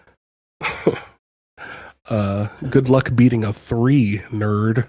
Great. I'm going to roll a bunch of damage. I'm going to roll a bunch of force damage. No big deal. You shall know the power that has been passed down from centuries and centuries of my lineage. Howdy! buddy. He is gonna take 12 points of force damage and immediately be encased in a little bubble. I want it to look very much like one of those like iridescent like wand bubbles. Because that's what she's pulling the beads of force from, is a bubble container. And I want to throw it at him. I want to make sure he is completely contained. That way he can't keep casting these spells. Only breathable air can pass through. No attack or spell or any other effect can. Okay, wait. So not okay. So he's just trapped. Yes, correct. Unless he can teleport. I don't know. It says you are in there and only breathable air, no attack or spell or effect can pass through. So perhaps if he can teleport, I have 14 of these beads. If I need to keep going, Your Honor, I will. There's just gonna be a rosary down the hallway, a little power circle, so this guy's popping in and out. Ooh, piece of candy. Oh, a piece of candy. Whoa. Fantastic. That's it. All right. Great. What So else that's would you my like to do? action. And you said, can you repaint the picture for me of Vasi so I know like what I'm aiming at and what's going on? He is terrified, frightened behind the wall of force along with all the other hostages. Light. So My for me, an ally, what does a wall of light mean to me if I try to pass through? I will make a hole for you on my turn, but if you try to pass through that, you would have to make a con save or risk taking damage and being blinded. Now, when you say damage, how much damage we talking? 4d6 is the damage roll on it. Bet I whistle for my board, and I am gonna go straight through the wall of light. I'll make a con save. Gnarly. Alrighty, I will try to roll low for you. I just got a nat 20 on a con save. Yes, indeed. Hell yeah. Sheesh. The chosen one. Lisan al-Gaib.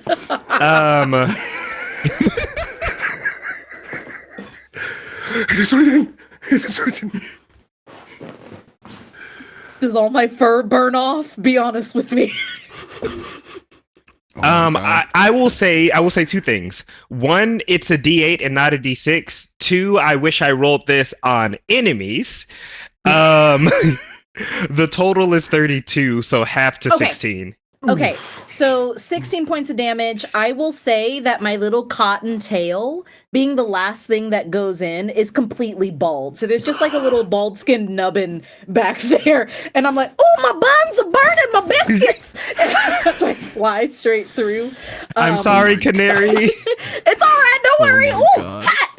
And I want to use the entirety of my broom movement, which is 50 feet.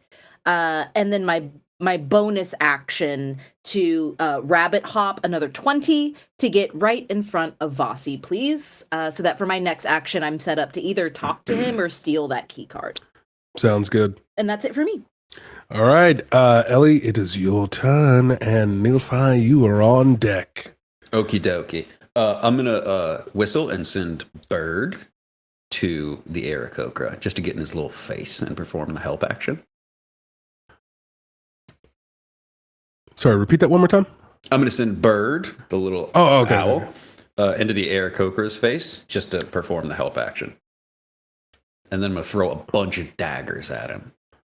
Okay, gotcha. So, with the bead of force, trapped? they're trapped inside of the bubble, right?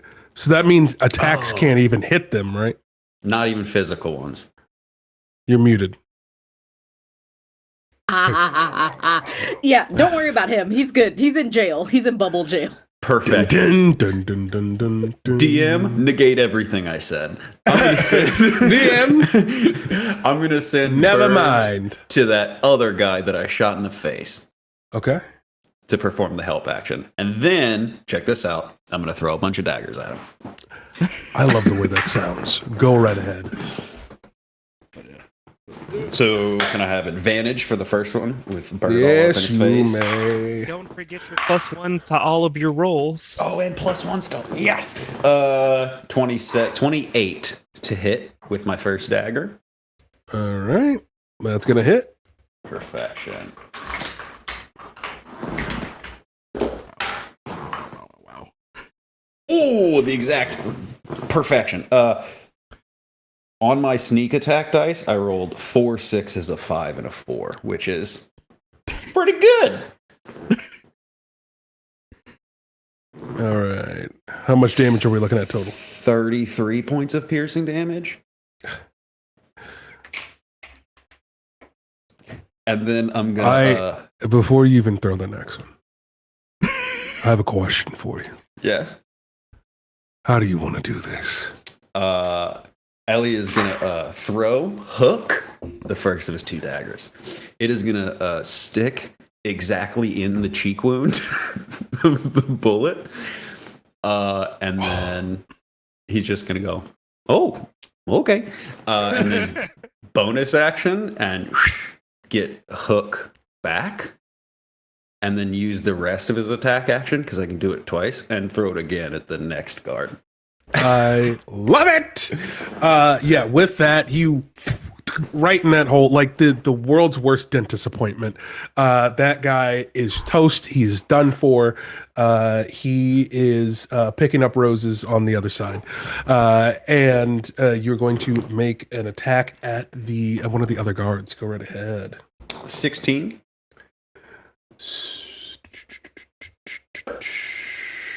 That is going to hit.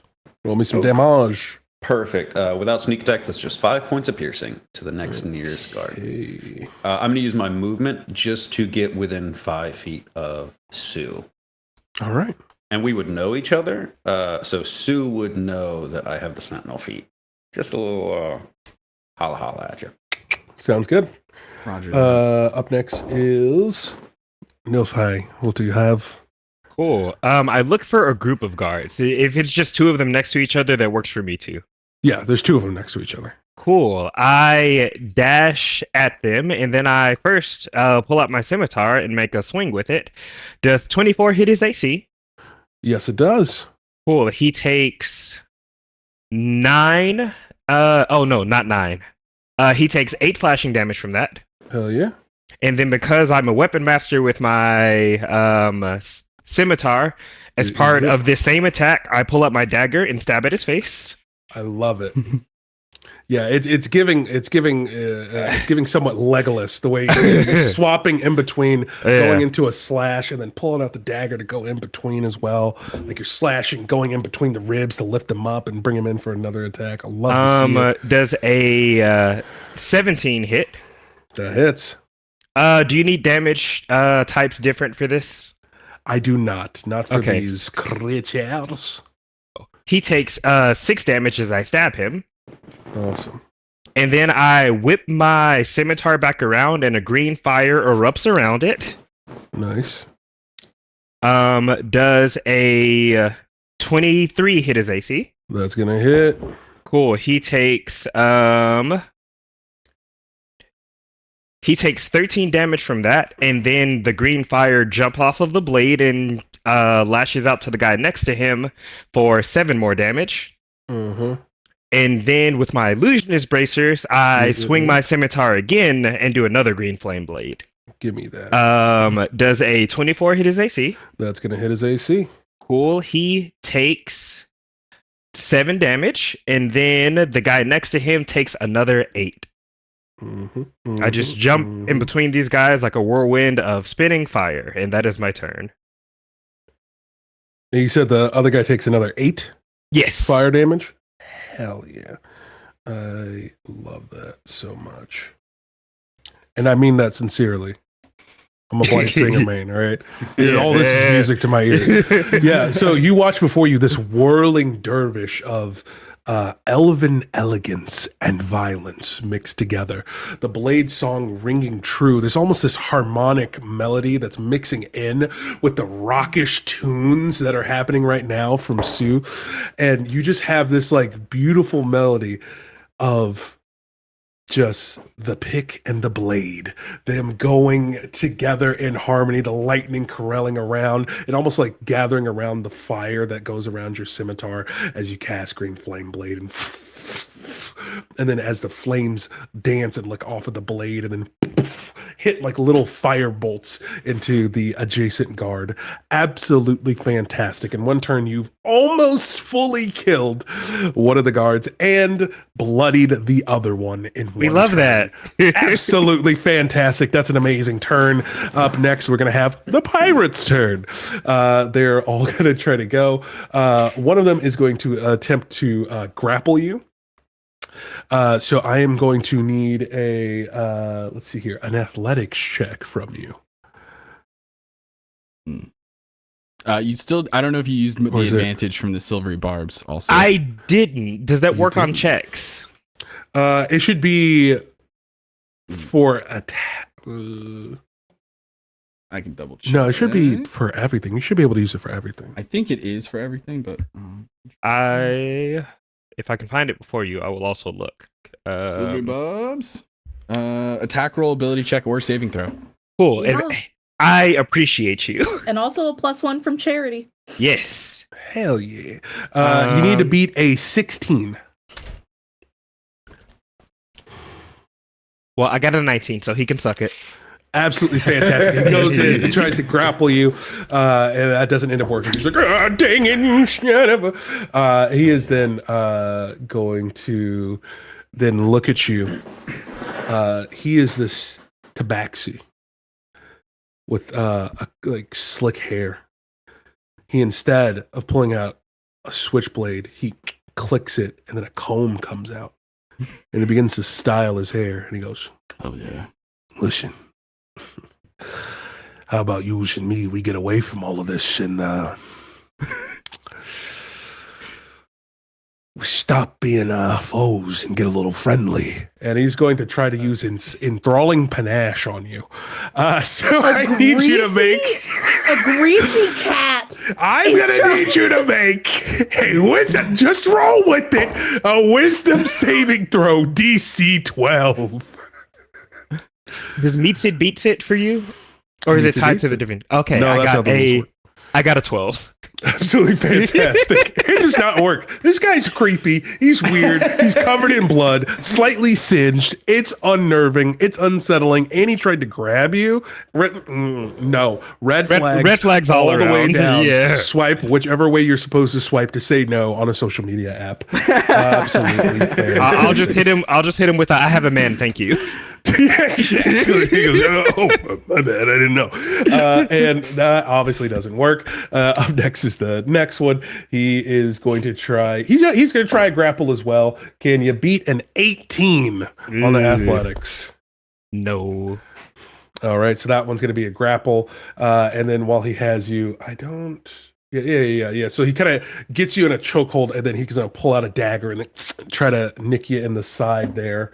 For a dirty 20 to hit. As his blade almost collides with my flesh, magic condenses there, and I pop a shield. We're back up to 24 Awesome. for the round. So as he tries to pierce through, and it's like it starts to like get into your clothes, but then the of the magic begins to repel back the blade. Another spell slot spent. But with that, that is going to end those two's turn. And then there's a third one who's kind of on the edge there. And he's like, and he swaps over to a hunting rifle. He's like, and he's just going to fire. I don't even know which one he's going to pick. There's 4 of you. Let's roll a D4. 1, 2, 3, 4. Okay, that's a 4. Ellie, you're getting shot. He closes his eyes. He goes, and he just fires. Let's see here. That is going to be for a 23 to hit. Yep.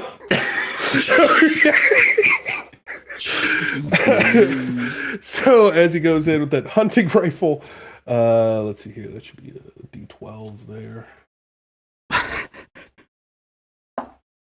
That's 12 plus. Oh, there's a plus coming. Phenomenal. Yes. So that is going to be 15 points of piercing damage as like kind of going through your shoulder. You hear this loud crackle, and it's concerning. Things are starting to get warm. And they're starting to get cold, and you feel this chill as you're feeling this numbness inside of your arm as that bullet flies through you. And then lastly, we have the Aarakocra. He is going to use his action to start rolling. Start rolling the bubble. You son of a bitch! When I get out of here, I'm gonna. And he is going to roll half of his movement away from all of you trying to get towards the elevator. And he rolls 15 feet. No, Trying to get towards the elevator? That's the only way he sees out. I gotta get out of here. So he knows how to get down to the maintenance shaft. Got it. Possibly. Or that's just the only way he knows how to hell yeah. With that being said,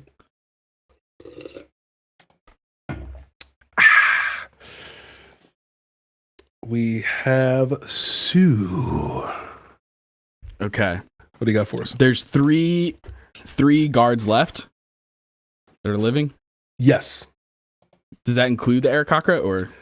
I mean, no, but he's just I got he's you. gonna I'm be just rolling curious. circles, crying. No doubt. For sure. Incredible. I want to. One of them called the boss on like some kind of walkie-talkie device. Isn't that true? One of them was like, "Boss, we got something." Yes. Okay, I want to go to that one. Gotcha.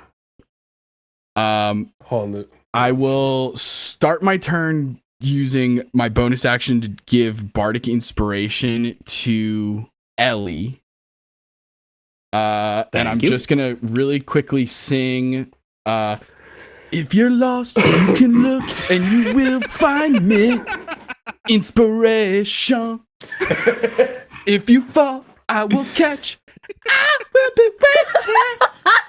Inspiration. And First so that's of all, a D10. I love you. Thank you. That's a D10. I love you too. That's a D10. That's bonus action. Action. I'm approaching this dude who I saw speak to a authority figure, whether or not Sue knows that's the boss, whatever. But like, I'm going to cast Detect Thoughts. And I'm going to yell at this guy and go, "Where's your boss? Huh? Where on the ship is your boss?"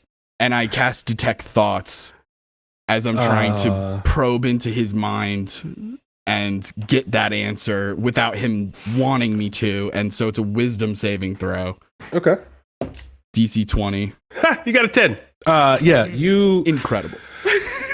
It starts with his childhood. Things were pretty rough. And he's kind of flashing back to that moment where he felt really small. It's about the 3rd grade where he had to go up and he had to give a presentation in class that he wasn't prepared for.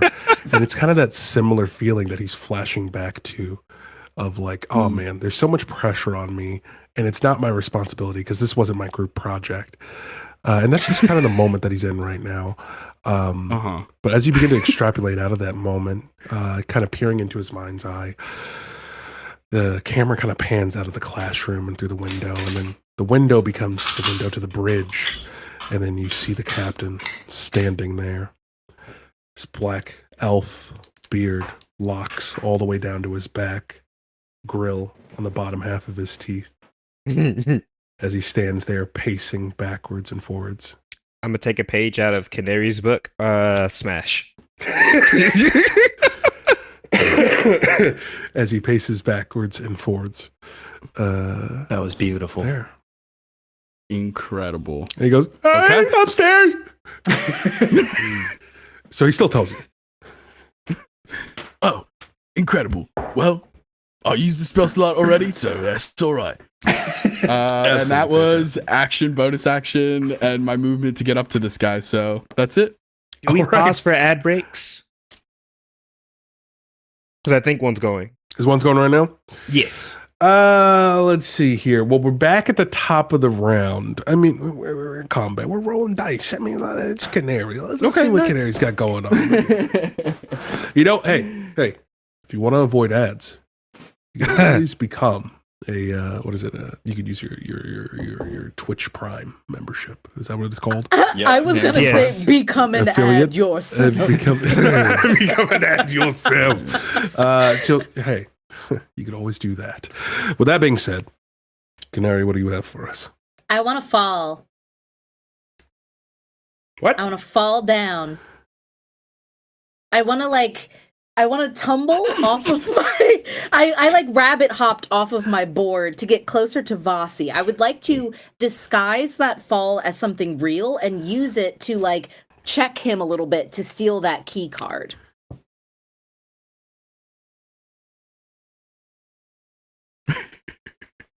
You want to make an insight check? Yeah, I do. Ooh wee, boy, do I. We'll call this DC 10.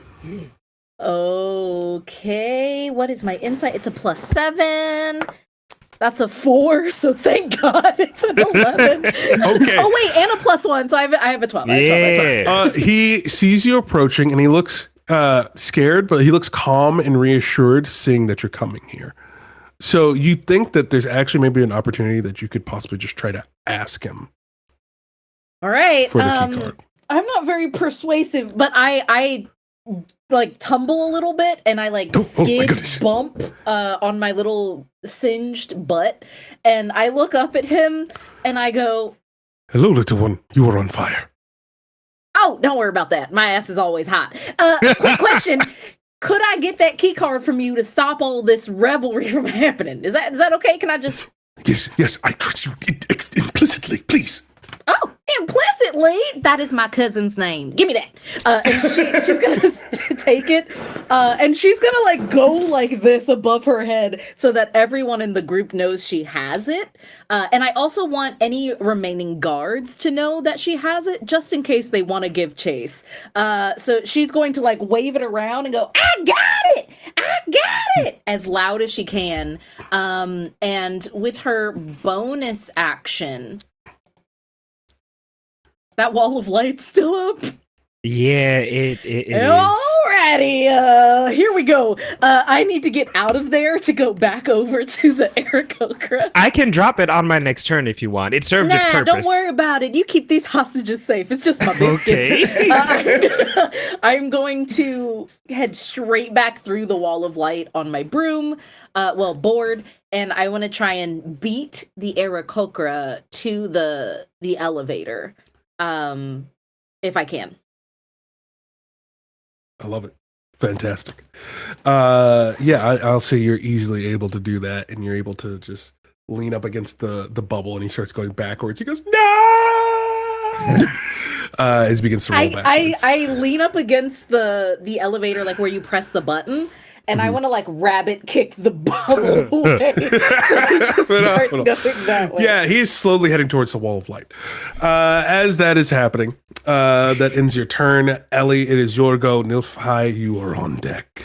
Well, Ellie's had a concern for a while. He's been working with this lovely bunch, but it's been weighing on him that might just be work. And then Sue sang. And now he knows. Now he knows they're family. I'm going to throw a bunch of daggers at a dude. I love it. As that's happening, you think about being family, and you just look, and you almost swear for the second. You just see the visage in the window of this muscled man in a black tank top with a bald head, and he smiles at you. And then just as quickly as you glance at the window, he disappears. Perfect. As you think about family. Go ahead and roll. Okay. Roll fast, roll furious, roll family. I did neither of those things. Roll for me like your life depending on it, like your family depending on it. I threw hook at one guy for a 21. That's gotta hit. I threw sink, the other one, at another guy for an 18. That's gotta hit. And then I'm going to whistle, and that causes Sync to just go wherever Hook is. So that dude's going to get hit twice. Hell yeah. And that's I'm I don't looking think any of around that's like, where's sneak line? attack, though. Let's do it. Where's line? Do you have a bonus action to spend on a steady aim? I do. To I was give gonna a- save the bonus action. Oh, okay. Though. Yeah. Don't let me metagame for you. Oh dear, don't let me. Pish So posh. the one guy that got hit twice is gonna Yes. be 11 points of piercing. Yes, he is super mega ultra dead. Perfect. As another dagger, right in the back of the skull, like the base of the skull this time, as his Nice. head whiplashes forward and cracks I love onto it. the floor. The guy that get hit just once takes 7 points. Absolutely fantastic. And then bonus action, I'm just gonna whistle again, and Hook is back in the hand. Awesome. The one that was lodged into the skull, the body lifts up a little bit as it kind of wiggles like Weekend at Bernie's as the knife just dislodges. Body flies back down, blood splatters everywhere. Kids are traumatized, and the knife comes back into your hand. That ends your turn. Sorry, children. Turn Nilfhai. What do Two you people have? still on me, one grabbing me. Yes. Ah, No, here's a mistake. no, actually, okay. Oh. Here's the thing about that. One of them was standing right in front of you, and then he took a knife to the back of the skull. So he's gone. Wonderful. One of them is still holding you with a knife at his back, and he's like, Okay. wondering Well, why he's holding you at this point. Still, his mistake. Since I can still attack normally while grappled, I will slash at this man with the scimitar. Do it. Does a 19 hit his AC? That hits his AC. He takes 9 slashing damage, and I whip the dagger around. Awesome, tacular. 25. That's gonna hit. 9 damage from the dagger. That is more than enough as you watch as you go. So he's holding you by the arm. You flip around the scimitar, stab, blade goes in between the ribs. You have your dagger in your other hand. It goes around. You just kind of trick shot. You do like a quick toss, and it goes right into the jugular. And he lets go. You turn around, pull out the dagger, spews everywhere. It's looking like a Tarantino film as he's holding onto his neck, and then boom, plops down on the ground, leaving one guard left. Wonderful. I have 2 more attacks. He is the one who blindly shot the rifle. He just puts it down and he holds up his hands. Good boy, Niflhai will say as he sheathes his weapons. Absolutely fantastic. With the Aarakocra floating around. If he's heading towards the wall of light, before Niffle drops it, can I watch? Because I'm just leaning on the elevator. Can I wait until he's about to intersect the wall of light and then drop it as he does? I see what you're saying. Yeah. The beat of force? Yes, I have a I thought side it was- of the beat of force that I can drop. You have a what? The side of the beat of force, I think. Oh, sorry. I also have a cube of force. I'm getting confuzzled. Okay. Don't worry about all my force objects. The force is definitely with me. I apologize. Phenomenal. One force for every polygon. Yeah, no, because I believe this one is a duration one, correct? So it lasts 60 seconds. Yes. Okay, gotcha. So, I yeah, was about to drop it like a cube, but I don't have the cube up yet. The cube's in my little bunny pocket. Okay, gotcha. So that ends up going out. And he rolls up against the wall and it just kind of stays there. They kind of negate each other out. Combat is over. One of them has surrendered. The Aarakocra is surrounded and he's in a bubble. So even if he escaped out of the bubble, he's going to be surrounded. And then, it's going to look like a Jujutsu Kaisen stomp out. So he's not going to be in for that. I have a not recommendation. Are we near a balcony? Like, does this overlook a balcony with no? What's the word I'm but trying- you could go outside. Oh, if you basically, wanted I to. just wanted to grab him and do the Lion King blooper and just yeet. The Aarakocra? Yeah, just toss him off the edge. He can fly. He'll We be might need fine. I was Probably. gonna tie his wings up first. I got a patch here somewhere. It says 50 foot of rope. Awesome.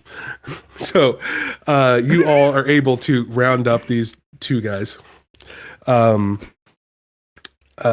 kind of look at you and they're like, the Aarakocra goes, look, we can't leave, but we won't fight back, all right? Can I roll an insight check on that? Yeah, go ahead and roll an insight check. And I think detect thoughts lasts a certain amount of time as well. Yes. I got up to 1 10 minute, so to it that. depends on. You got a what? A 10 from my insight. Seems to be telling the truth.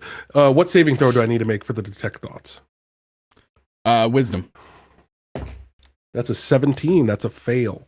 So you peer. Actually, no. Oh, he gets a. Oh, wait. That's a wrong stat sheet. Gorsh, Mickey. Gorsh. Gorsh, Mickey. I made a goof. Oh, no. He gets a +5. So that's a 17 plus 5. He saves. But I say, even as you're attempting to peer into his mind, before you even get shut out, it's like there's a magical barrier inside of his mind. That's almost like a fuzziness that even if you could delve deeper into his mind, you can't. And then Dr. Hooten comes up and he goes, Okay. This is not going according to plan. We were just supposed to take a ride. What's going on? Pirate. Nothing much. He goes, let me see here. and he takes a look and he looks at the brand that's on their hands. And if anyone else would like to make an accompanying Arcana check. I can do will. that. Oh yeah, you do it. You're way better than me at Arcana. I got a 24. Hell yeah. You go in, you look, and you analyze the brand with Dr. Hooten. And you both come to the similar conclusion that this is a form of pact magic that is a self-inflicted curse. That in this world, that you can make certain pacts amongst each other or amongst certain people and make death promises that if you do not abide by certain agreements, keep certain secrets, or divulge certain information, you will automatically die. And essentially the way it works is that if you break that pact, the brand will activate and cast disintegrate upon your body. Oh my god. Disintegrate. Jesus Just Christ. a built-in cyanide pill. Love that for Perfection. you. Feels heavy-handed. Meanwhile, I think Canary has already pressed the button for the elevator and is just kind of waiting, imagining the elevator music inside while everyone's examining everyone else. Hold the As door you- open. you're waiting for the elevator to come. Vasi comes up and goes, okay, so there should be enough of us to keep them at bay, but it seems whoever is taking over the bridge has activated emergency protocols. What does that mean? That means the elevator will not open that leads to the bridge under any circumstances. Maybe those who are part of the maintenance crew may know another way, but for right now, there is no way to open it. Is the bridge warded against teleportation magic? Yes. How dare you guys think of everything? The Where's your maintenance crew at? is on the same floor as the passengers. Oh, where the cargo may or may not be? If luggage were to No, be that's flying below. around. Oh, okay. Would you say There's that's something. below deck? There's a below deck, yes. As is anyone who is a sailor knows. The below deck is the correct name for the DM. place below. Yes, yes. I have a singular question for you. A singular question. What would it be? Does this place have central air? And if so, are there air ducts? Can I get in them vents? There are vents, and there are places where they would be able to lead to certain central air, but not in this area. Oh. All right, Don't where's worry, the nearest I already vent? accounted for it. When it comes up, I will let you know. Okay. All right. You know, I can literally have a ask you- diagram of the ship that I drew and drew where the vents were. Can I ask you a question, Vasi? Yes. Who is your head of maintenance? Like, if we were to come in contact with the person who would have all the jingly keys, who would they be? That would be our chief engineer, Ramon. Ramon! All right, Everybody that sounds loves great. Ramon. I look at Yes, Ellie. he's very nice. I look at Ellie and I'm Yes. like, you heard the part about the vents, right? I did. I'm going to get in them vents. You want to come with? Yes. Great. Can Love I that have for us. 2 minutes though, if possible? Yeah?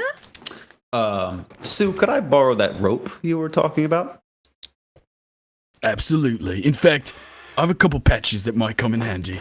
Perfect. I will give you 50 foot of hempen rope, and I also have a patch for 4 potions of healing. I'm going to give Ellie 2 of them because I might be the only one who took damage. I think maybe Oh, and I took a bunch of it. Yeah. Niflheim did too. I got hit by that lightning bolt, but I'm at 81 out of 92, so I'm looking pretty Incredible. good right now. I give Yeah. 3 to Ellie, and I give 1 to Niflheim. Thank you. Normal potion of healing? Yeah, just a common 2d4 I don't plus need 2. any. I'm good. Me neither. I feel absolutely aces. Canary's gonna like jump up for a high five, like kind of like hovering midair real quick to give you a quick slap. Nice. Incredible. Oh, DM, I did take any opportunity in the lull to cast Mage Armor on myself. Okay, sounds good. So go ahead and mark that. Fantastic. So as the elevator arrives, Can I do something real quick? Yeah. You said the place where all the items were also had windows because Canary had tried to go through them earlier and she saw all the stuff moving around. Not the place that where cargo was stored. You could see into the vault. You could not see the progress of Okay. the vault, but you did see there was flashing lights coming from the room where it was Gotcha. supposed to be. And But now they're- that we're out of combat, I would have like explained that in Yeah. more detail than luggage is flying around. Like now I'm like, hey, just so you know, there's 2 hot women that I'm pretty sure are both my future wives down there. Perfect. They're huge. There's also luggage flying around. There are more hostages down there. Well, passengers. I don't know if they're keeping them hostage or what, but there also is a barrier on the outside that makes it so we can't get in from like the exterior. So it's all interior work we're looking at right now, fellas. That's all I can tell you. Gotcha. Fair. Is there anything you would like to say to the 2 beautiful ladies, just out of curiosity? Oh, of course. When are we getting married? What's your favorite cocktail? If you were to be looking for qualities in a soulmate, what would they be and what would be deal breakers? You know, I want to make sure that there's some compatibility between me Okay. and my 2 Goliath wives. Perfect. So don't murder them. Got it. I will be sure to knock them out. I'm going to ask if this is feasible. I would like to take one of the bodies of the defeated pirates. I'd like to tie rope onto him. Go out to the deck, tie the rope off. Can I toss him at an angle so that his body trails behind and then bounces off of the windows where the other people are so they can see him? And I was going to write dagger, dagger, dagger instead of ho, ho, ho. But now I think I'm going to write wanna smash, question mark, bunny. Won't even have to make you roll for that. As you A go true over to the friend. bow of the ship, drop the body off with the note attached as the body. And then it actually kind of gets to the point where it just. It's kind of floating there off and hitting the side, not really visible at that certain point. You do that, and as it happens, as you turn back around, you see the captain. The new Which captain? Oh, okay. The new captain of the ship standing there. He pulls up the speaker and goes, "Well, looks like we've got a couple of heroes. Let's see if you can make it downstairs fast enough before I kill the maintenance crew." Gasp! And then hangs up. The elevator, ding, opens up, waiting before you. You all rush over into the elevator, cramming in, and you go down. All the lights are off. In the same hallway that you were in before. The red glow of the emergency lights occasionally lighting up. Passengers lined. Are you here to help us? Are you here to help us? Who's here to help us? Who's here to help us? Shut up! We're all here to help. Be quiet. Don't say nothing. You could hear a pen drop. See the shuffling of feet, whimpering of people in the aisle. And you see a large metal door blocking off your access to the maintenance room. As that happens,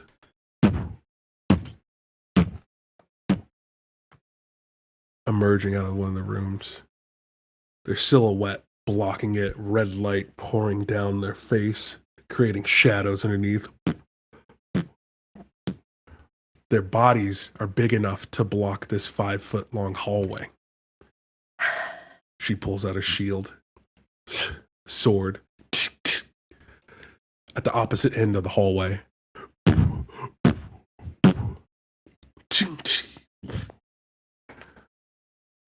What would you all like to do? 5 feet long or 5 feet wide? Because that determines. 5 feet wide. Okay. We'll say it's about 60 feet long hallway. And how much of that 60 feet is blocked with hostages? It makes it difficult terrain throughout the entire hallway. Okay. I do get my blade tongue back up because I'm assuming it's been more than a minute since. Okay.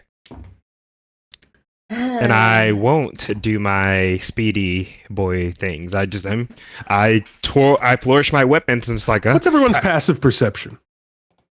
Great question. I have a 21. 15. I have to find it on my character sheet, but it's not better than 19. 21. 19. Well, okay. 12. I'm a very observant bunny. Okay, gotcha.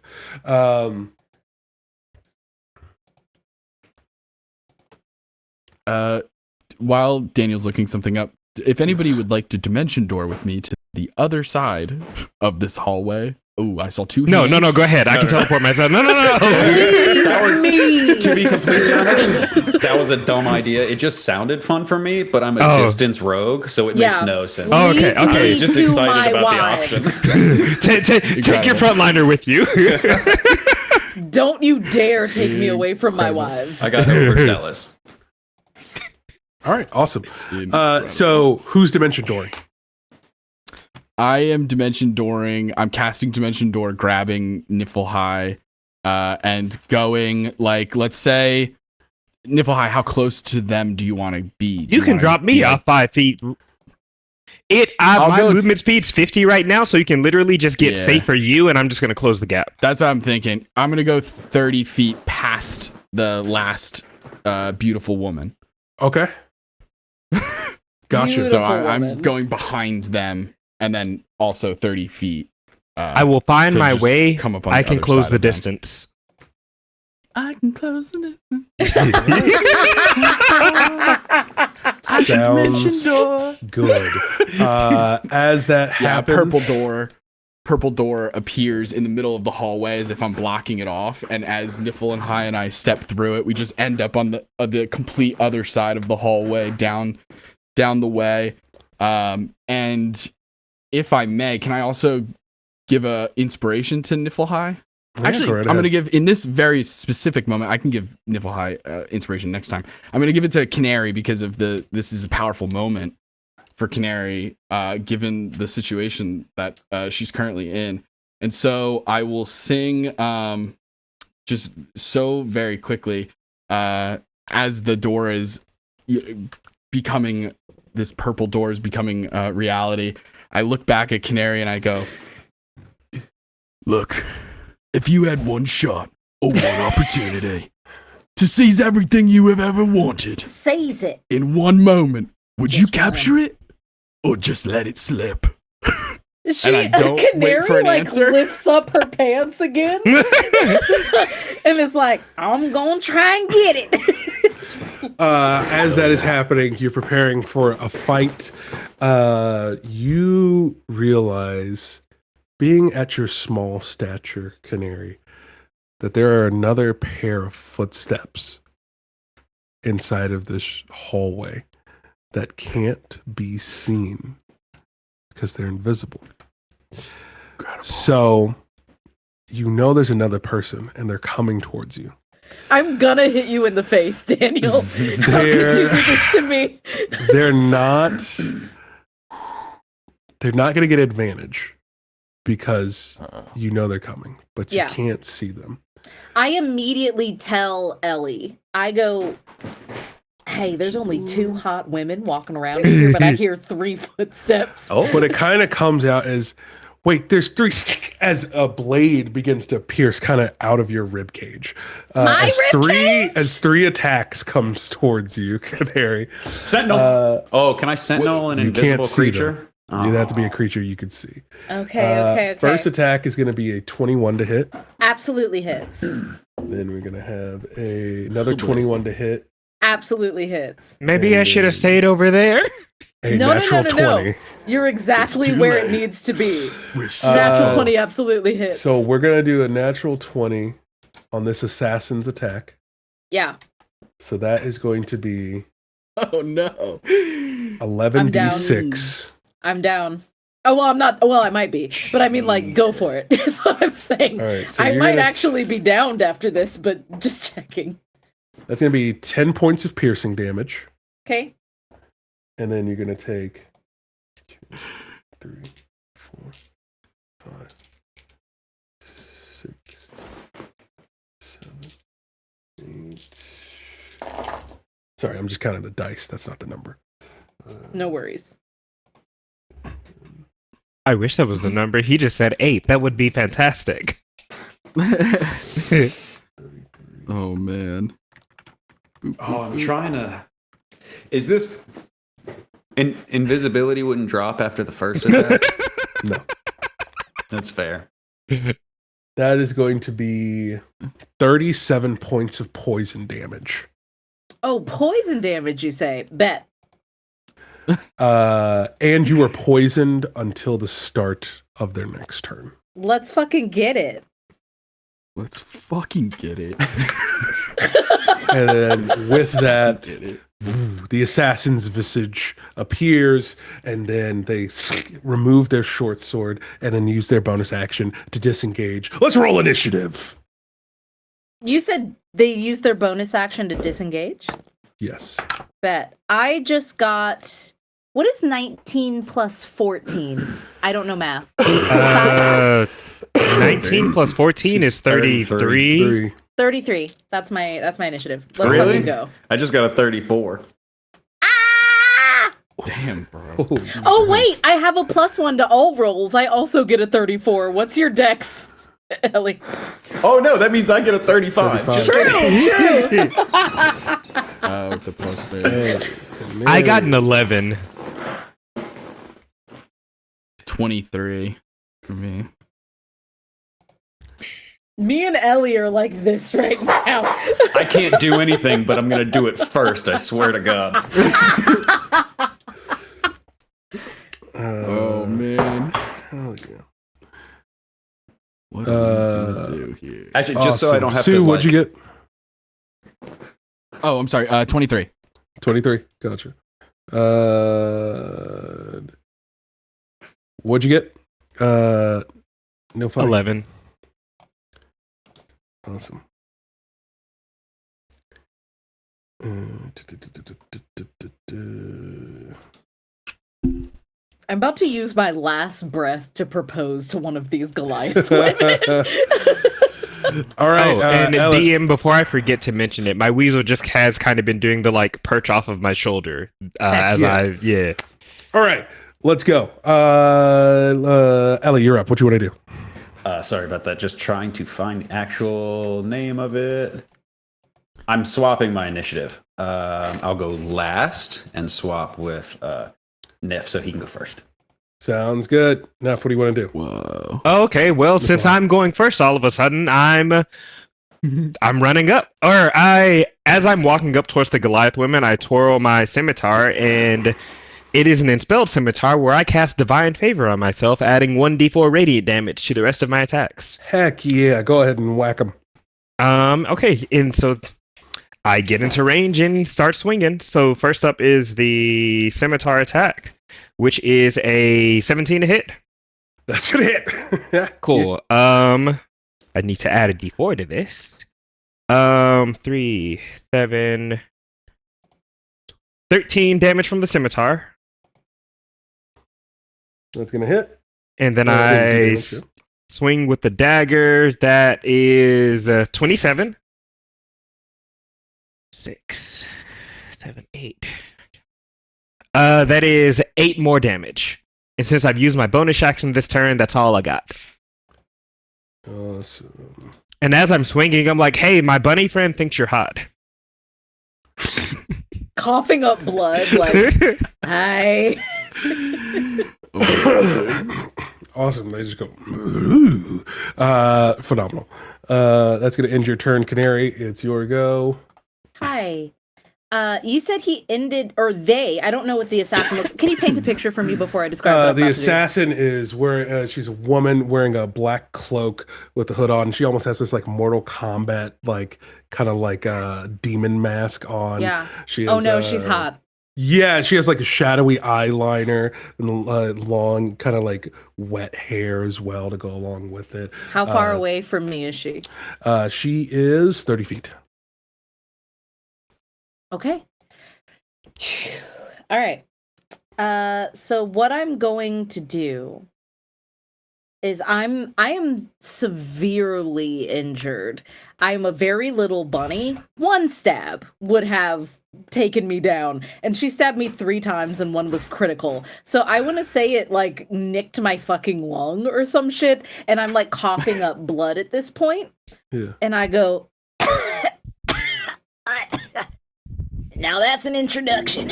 All right, let's go. And she's going to immediately. Ooh, this is a shenanigan. She's going to immediately take out from her belt strap that, like, this is the reason why her pants keep falling down. It's heavy. Is this little horn that looks kind of like a ram's horn, and she's going to blow into it and summon her old pirate crew. That is 13 berserkers on her command that show up in the hallway in between her and this Goliath and assassins.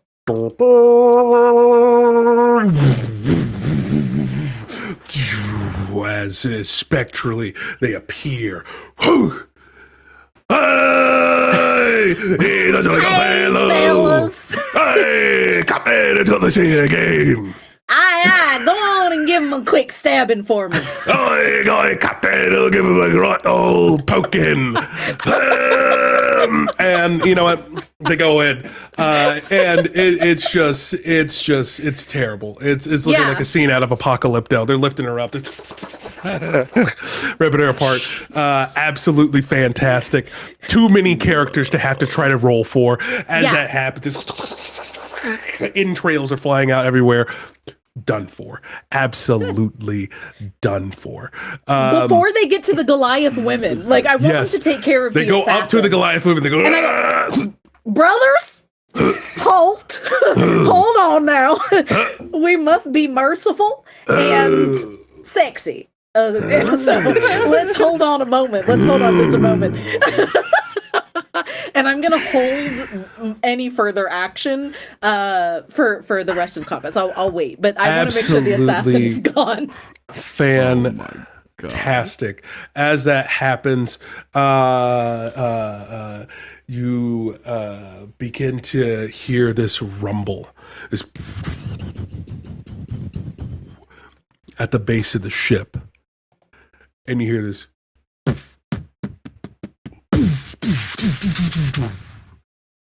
Like there was a breach, and it begins to shake. And then you hear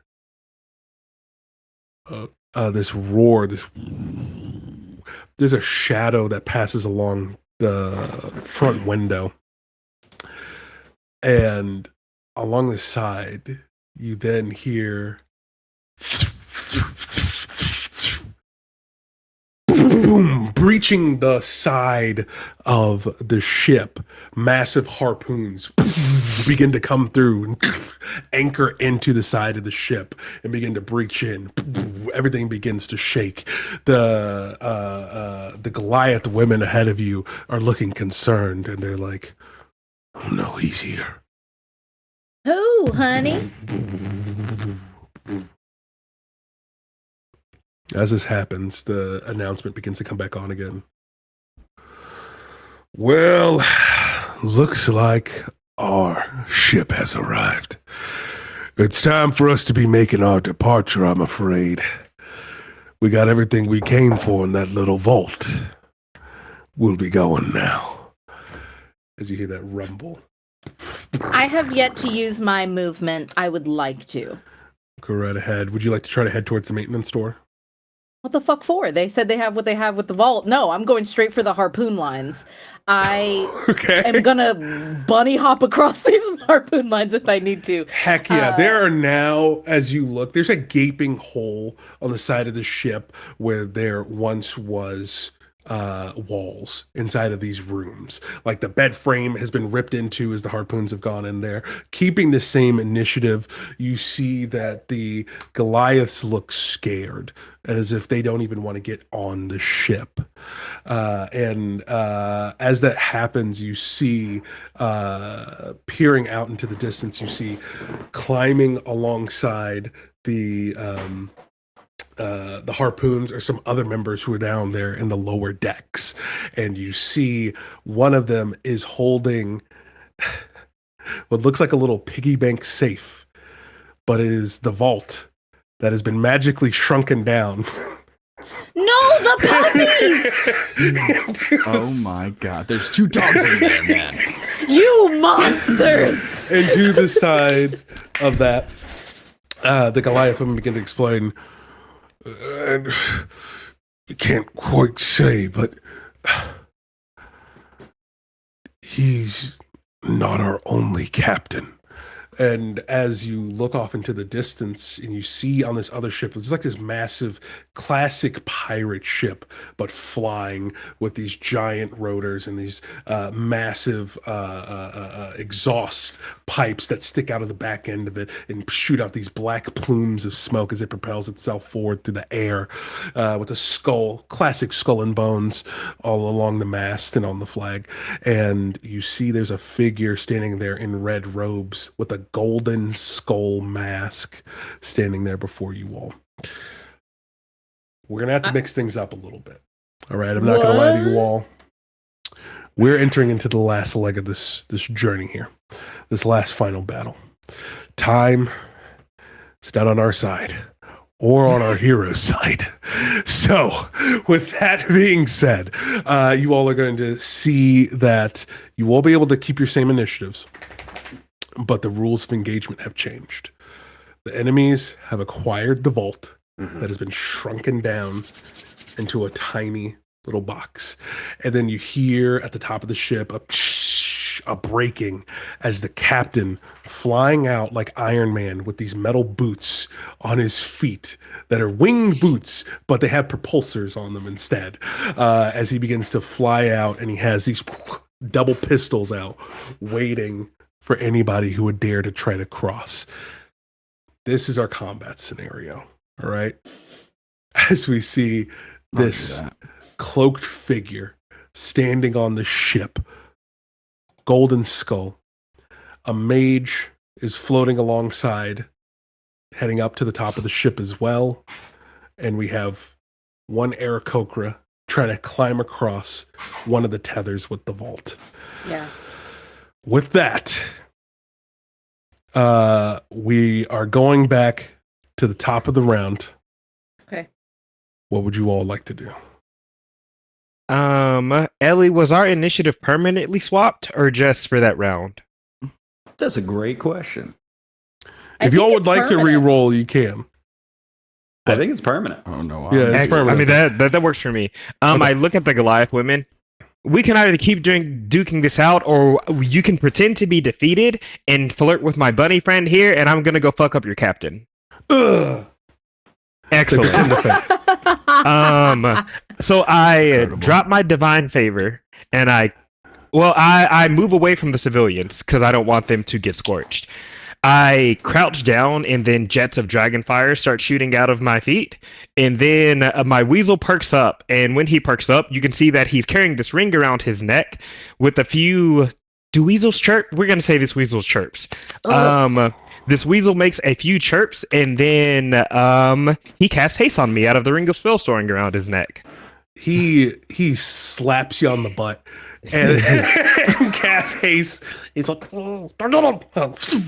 and you are like a speeding, flaming bullet. So remember when I Going. said my my movement speed was 100? Yes, It's actually 120.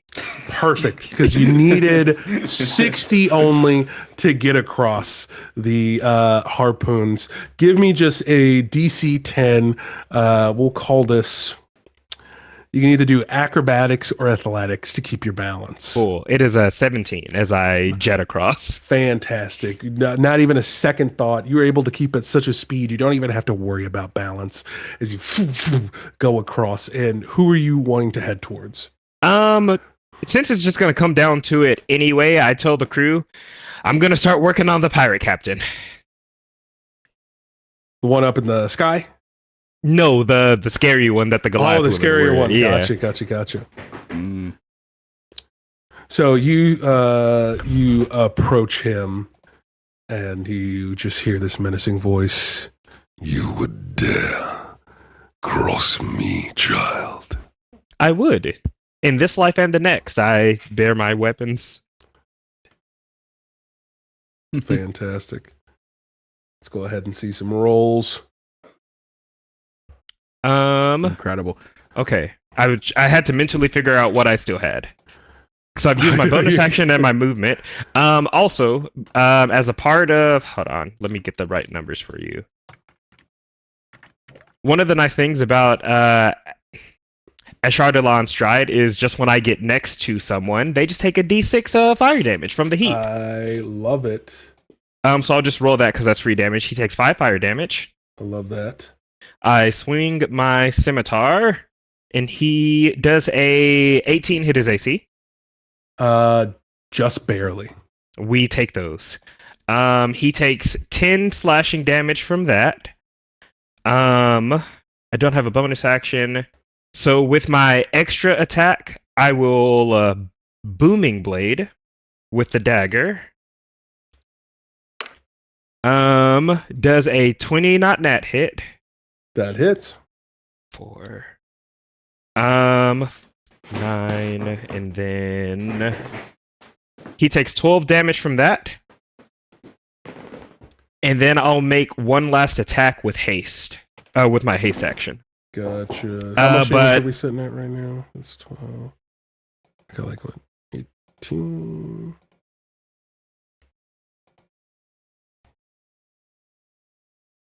Okay. This last attack, I'm assuming, misses with a 12. That will miss.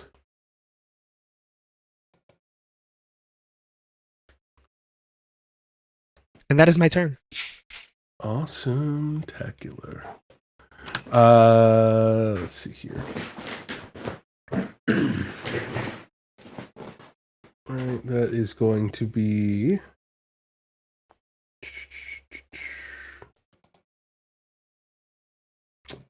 Carrie, what you got? Sorry, Canary. That's okay. I'll be Carrie.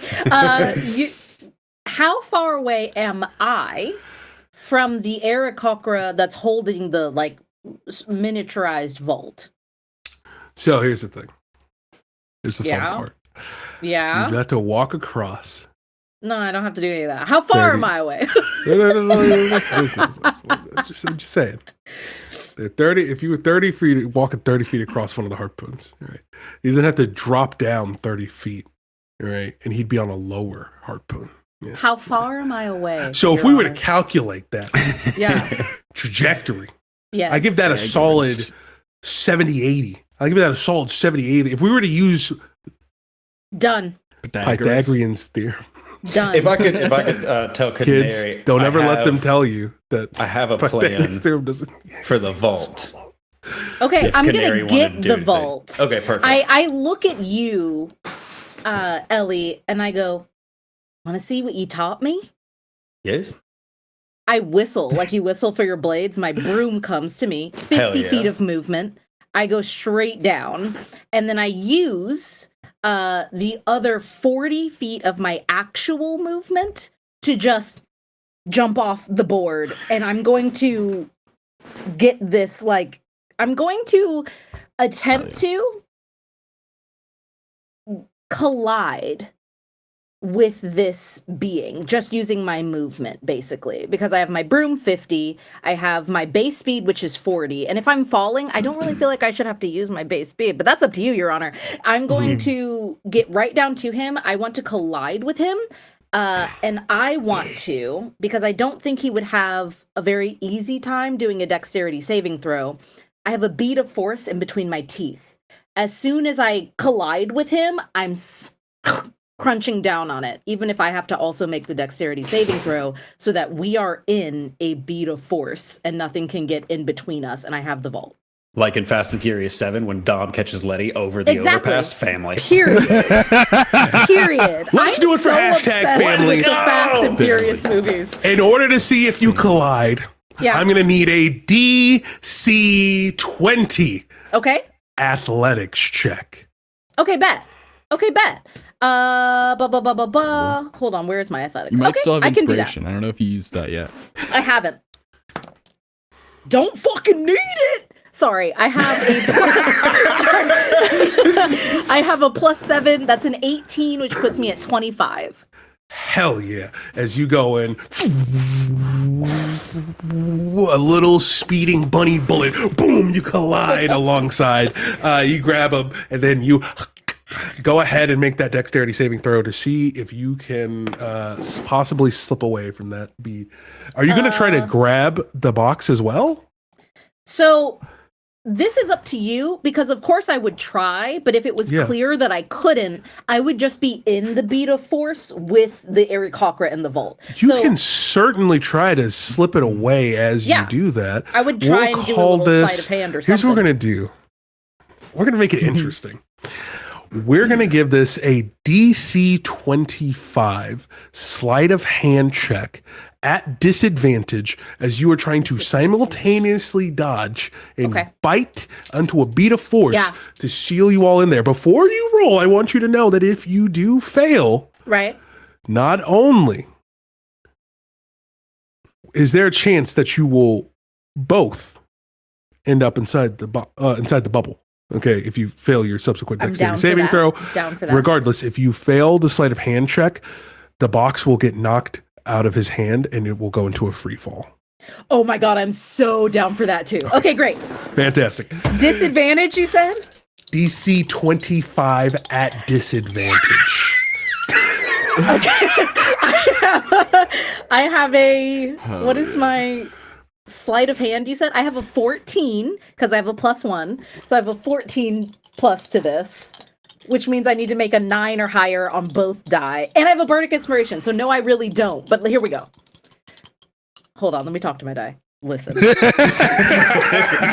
It's been a long day. I've done a lot of shenanigans. This is literally the last thing I'm going to ask you to do well for me, okay? Please, I'm begging you. Okay, great.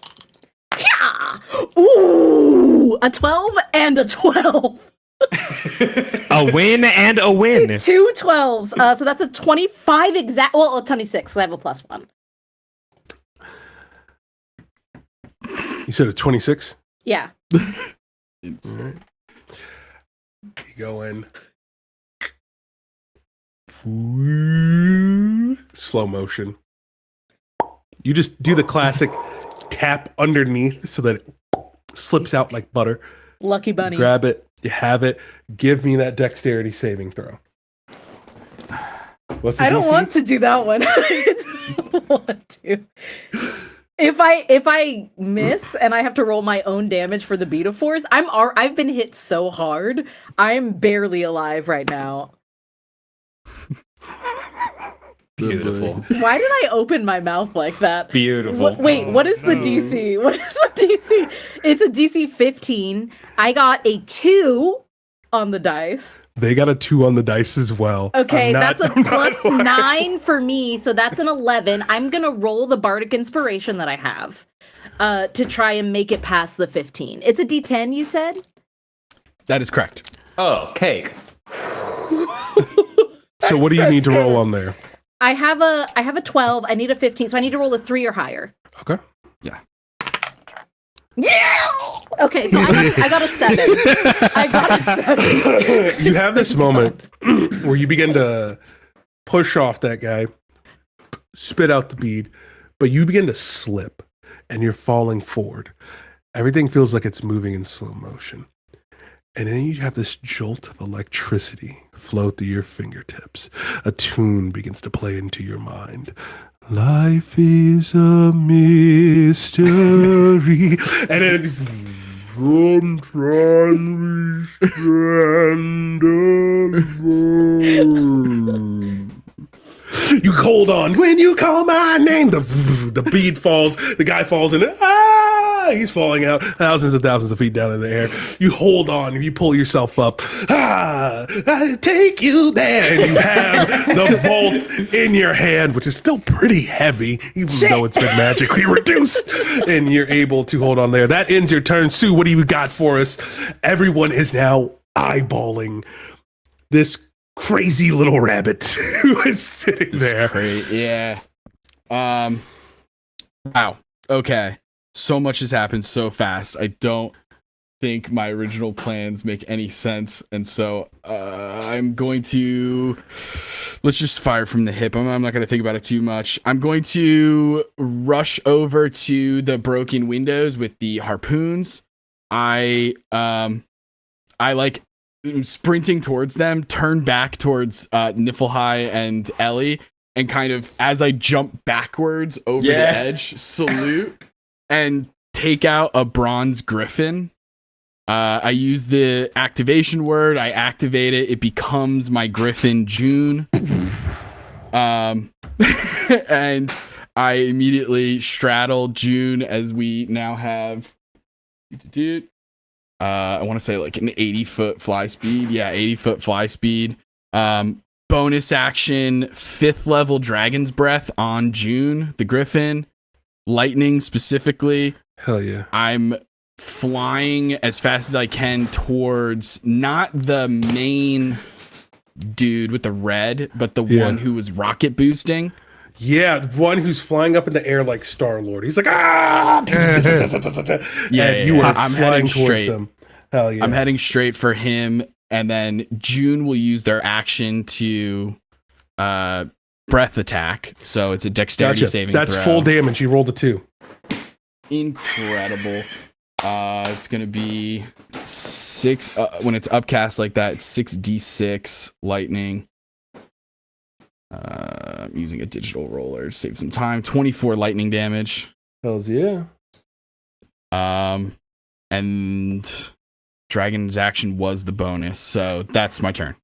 I'm hovering. I mean, not literally hovering, but like June is flying near that Star-Lord motherfucker, and I'm riding him with my electric guitar. Sexy black elf Star-Lord with his rocket-powered boots and grill and locks, and you are fighting him while you are on top of your griffin. So just actual Prince. Yeah. Yes, this is actually just a veilly disguised Prince album. Biblically accurate. Biblically accurate Prince. Hell yeah. Perfect. And that's my turn. Awesome tacular. Let's see here. Up next is the Death Cultist.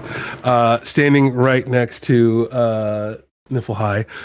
He claps his hands together and makes a scythe out of thin air made of just this green glowing energy. And he says, "You don't understand all that we've done, all this planning. A heist, just disguised to get that headdress.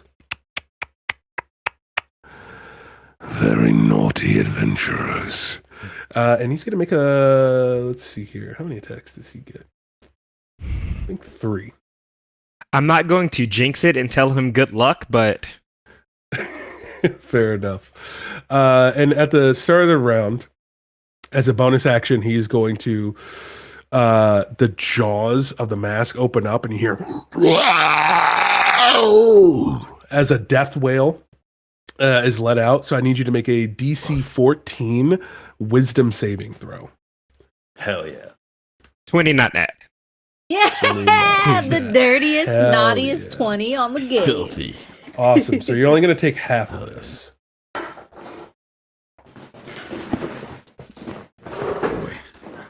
It's going to be.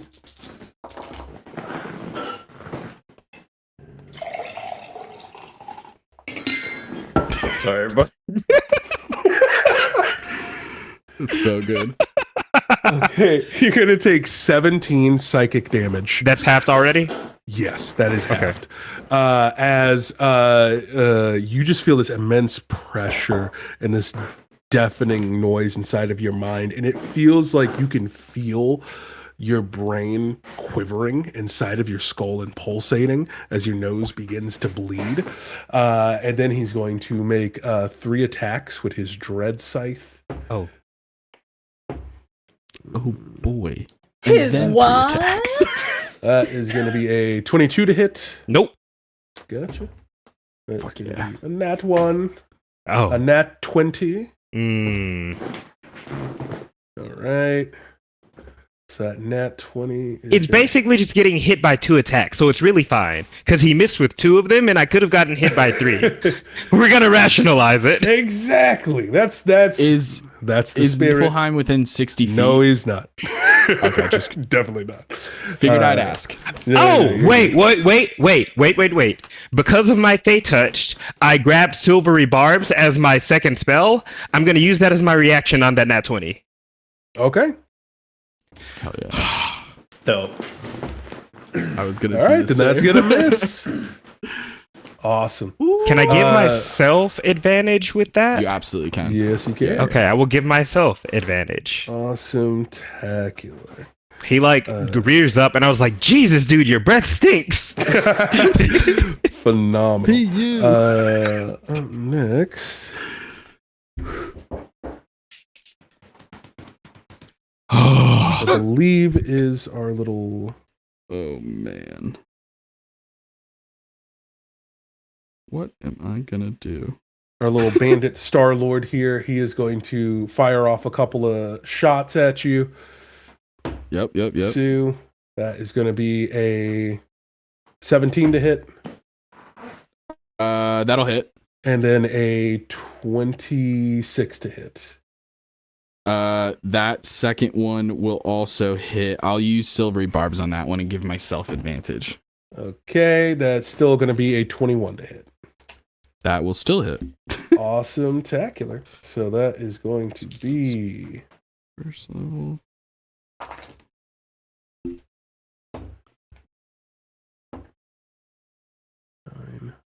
nine. That's going to be 19 points of piercing damage. And then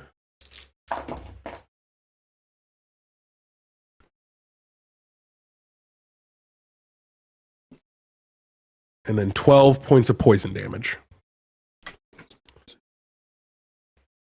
Roger that. Awesome. And then after that, Ellie, what you got for me? And Okay. Ellie, I want you to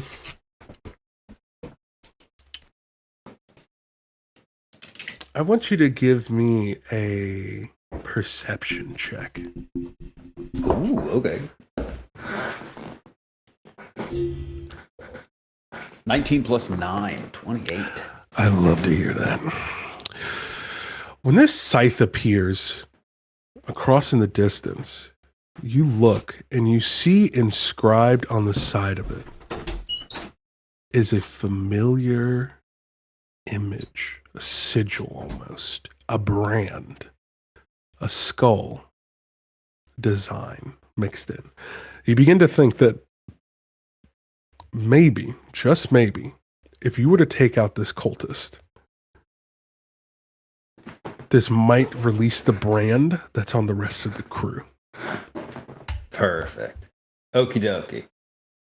Is he like on the edge? Is he standing on the other ship, like right on the edge? I'd say so, yeah. Perfection. Okay. Ellie first looks out. Okay. And he sends Bird, but he doesn't understand that the flying ships are moving very fast and the owl has a fly speed of 10. So it's just... and he's gone. And Ellie just goes, oh, okay. And then we shoot him in the face. Fantastic. Go ahead and roll to see if you hit. I'm going to bonus action for steady aim for advantage. And that's a 19 plus 7, 26. Wow. I'm going to sacrifice one of my sneak attack die because I had advantage. Oh. For... What is this weird thing? So you should get sneak attack because I am currently engaged with him. Hell yeah. Sneak attack, payment of 1d6 for... I don't want poison or withdrawal. I want trip. Yep, I'm going to trip this guy.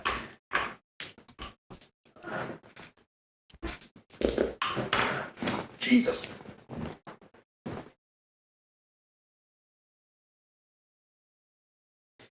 $17 plus 7, 24 points piercing damage.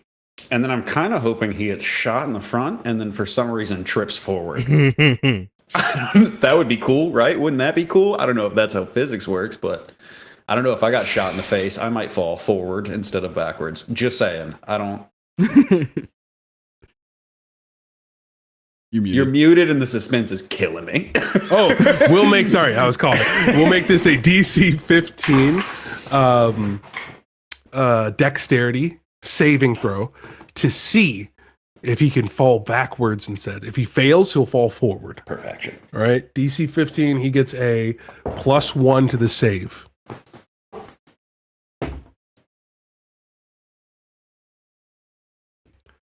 With a natural 20.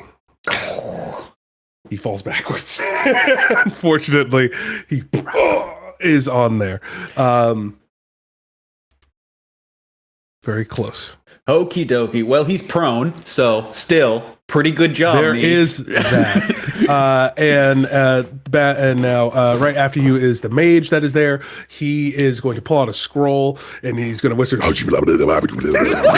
speaking in some infernal tongue, and he is going to summon a Maralith. So coming out of the scroll, emerging from it is this massive snake-like entity with 6 arms that summons 6 swords in each hand. Is summoned there and is now on the battlefield as well on the side of the ship in a flanking position. Flanking position with who? Nulfi. Okay, whose turn it is? Go right ahead. Okay, seeing that I'm now surrounded. So I'm only, the way my turn is about to go, I'm only mostly sure I can do it. This first part I am sure. When I get to the sketchy parts, I'll let you know, and you can let me know if it's good or not. Sounds good. Let's keep it rocking and rolling. Okay, first thing I do, Steel Wind Strike. Steel Wind Strike, that's my favorite spell. Go right ahead. Cool. Does a 26 hit their AC? Yes. Okay. We'll use that roll for everyone. That hits everyone. Well, who's all in 30? Okay, yeah, it's... Hold on, I will roll 6. Even better, we'll get crazy. I want you to roll that same die 4 more times to see if you crit. If it crits, we'll use that one for everyone. Okay.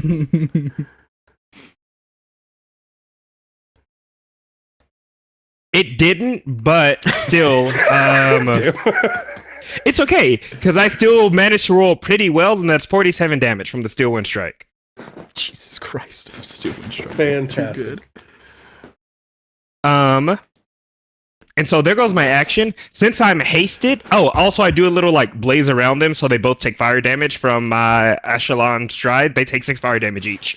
Love it, love it, love it, love it, love it. And I will slash my scimitar at the pirate captain.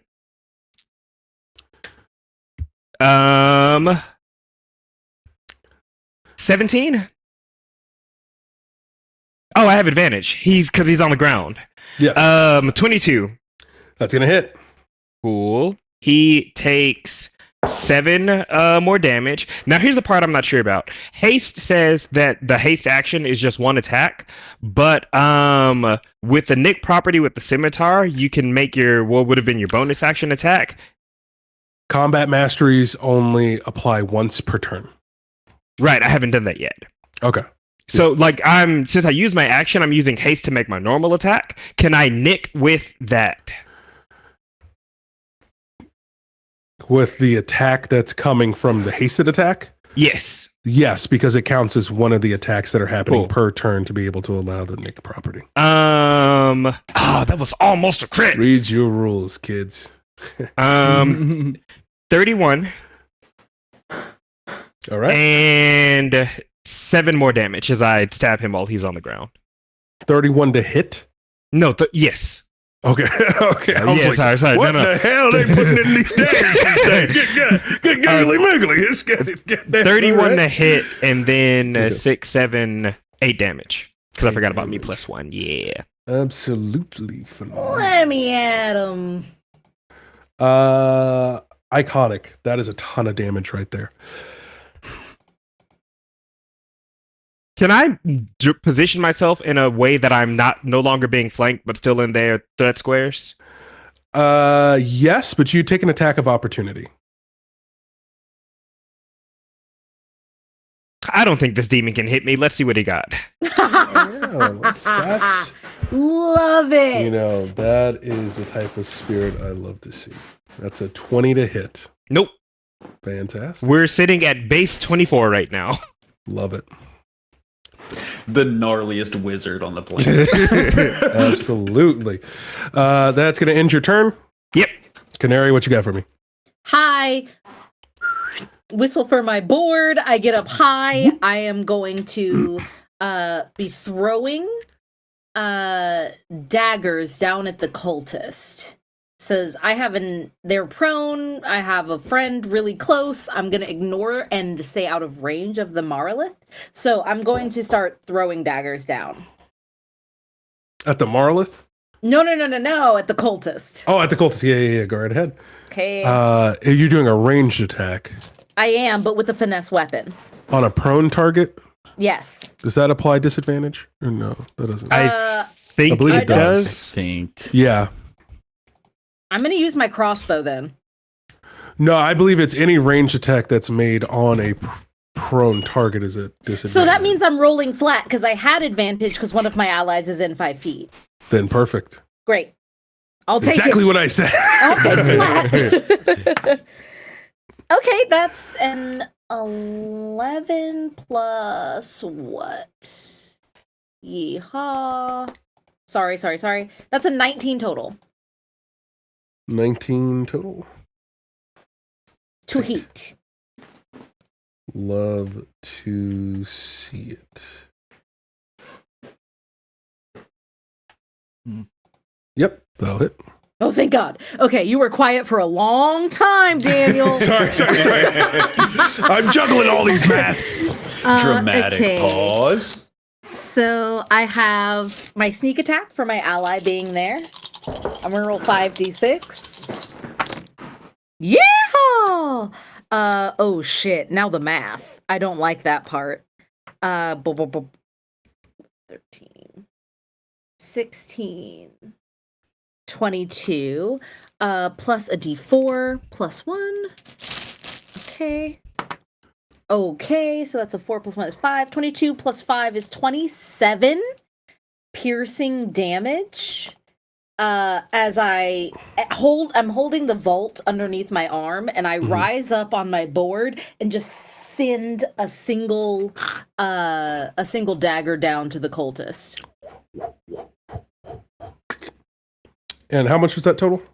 22 plus 5. 27? Is that right? 27. Did you remember your plus 1 from the charity bonus? I didn't. So that's a 28. Okay, good. Mhm. Awesome. He is looking bloodied.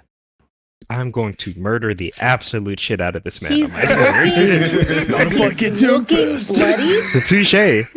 He's looking Yeah. bloodied and he's prone. Yeah, Incredible. he's one hell of a guy.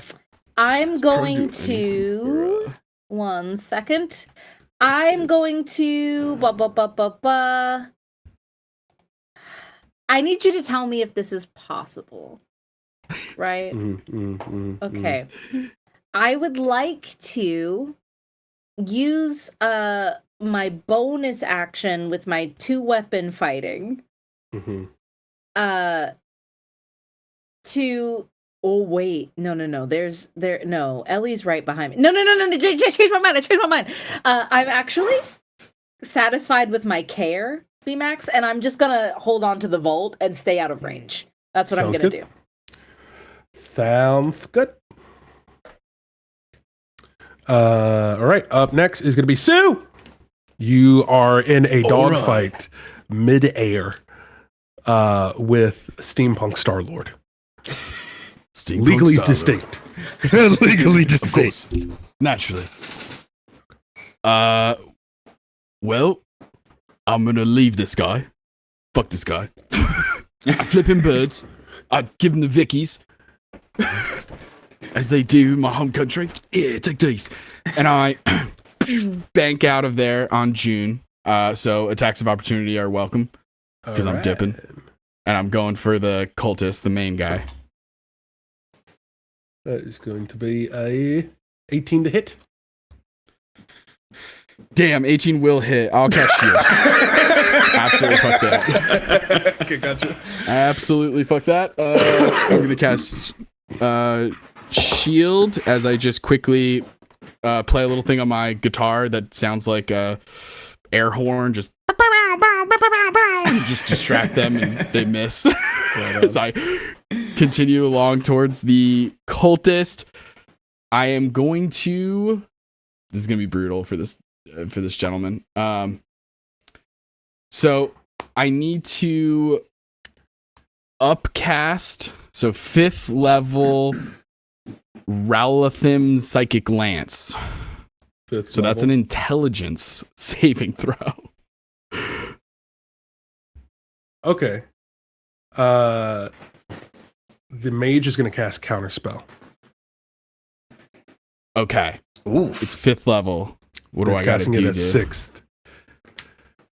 Incredible. Well, then, yeah, that just eats it. So that's gone.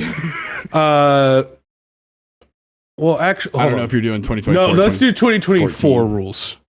Okay. So give me I believe it's a roll, a con roll. Like you're doing a concentration check. Okay. Let me see here. Let me see what the DC is. The creature makes a Constitution saving throw on a failed save. The spell dissipates with no effect, and yada yada. Okay, good. You do keep the spell slot, I think. You keep the spell slot though. Right. If you fail. Let's see here. That is going to be 16, DC 16. DC 16 con save. Yes. Roger that. Ooh, nope. That spell is dissipated for sure. You go it's a 13. to cast the spell, and then this guy goes. He does a more infernal. More infernal. The spell dissipates. It's like the energy wants to leave your body, but it's stuck inside. Now, let I me ask appreciate you you because when they attack me, they can't counterspell my shield now. True. I used a silvery barbs for myself and gave myself advantage. Can I use that in this moment? I guess retroactively, I will let you do that. Please try to keep track of these things. I will. I'm sorry. 15 on the dice plus 4 is a 19. Yeah, it ruins my moment. There you go. I'm sorry. Counterspell is confusing. So many changes. So it's an intelligence saving throw, DC 20. On the cultist? On the cultist. Gotcha. That is a fail. That's a 15. Okay.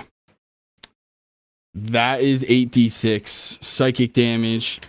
And they are also incapacitated until the start of my next turn. Okay, gotcha. Ooh, that means auto crits.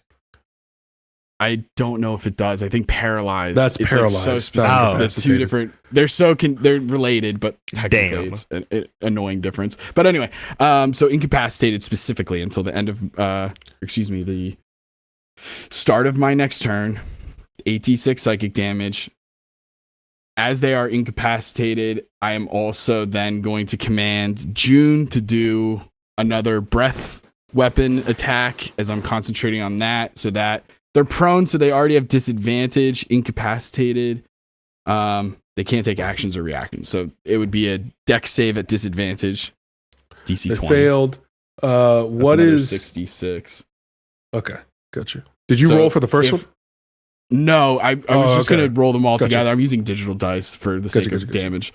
So it should be 8 plus 6, 14 d6, unless he has some kind of resistance to psychic Nope. or lightning. Go right All ahead. right, I'll just add them all together then. 55 total between those two attacks. Hell yeah. And then, since Niflheim is right here, I will bonus action give some bardic inspiration to Niflheim. What's your bardic inspiration die right now? It's a D10 as I look at you after doing a ton of damage and riding a griffin, playing an electric guitar, hooked up to a backpack full of crystals. I look at you and I go, this one's stupid. I go, come on, babe, why don't we kill these guys? And all that jazz. And that's it. Absolutely fantastic. Does that end your turn? That is it. So I am practically within 5 feet of the cultist, still hovering on June the Griffin. Yeah, and that's it. That was some Phenomenal. big spells. Let's see here. That's a big turn. Lovely.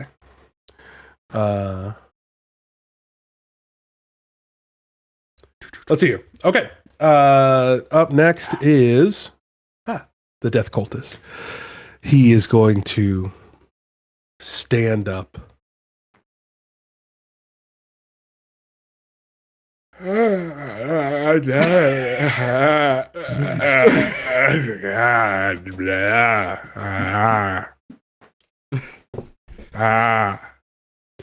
And that ends his turn. Absolutely speechless. That ends his turn. Up next is the Marlith. Now we're going to have him. I'm going to need a DC 17 strength saving throw from Nilfhai. Is this a grapple check by chance? Can I use my acrobatics? No, it's a saving throw. Oh, I crit. It's fine. Everything's fine. Fantastic. I love it. It's so great.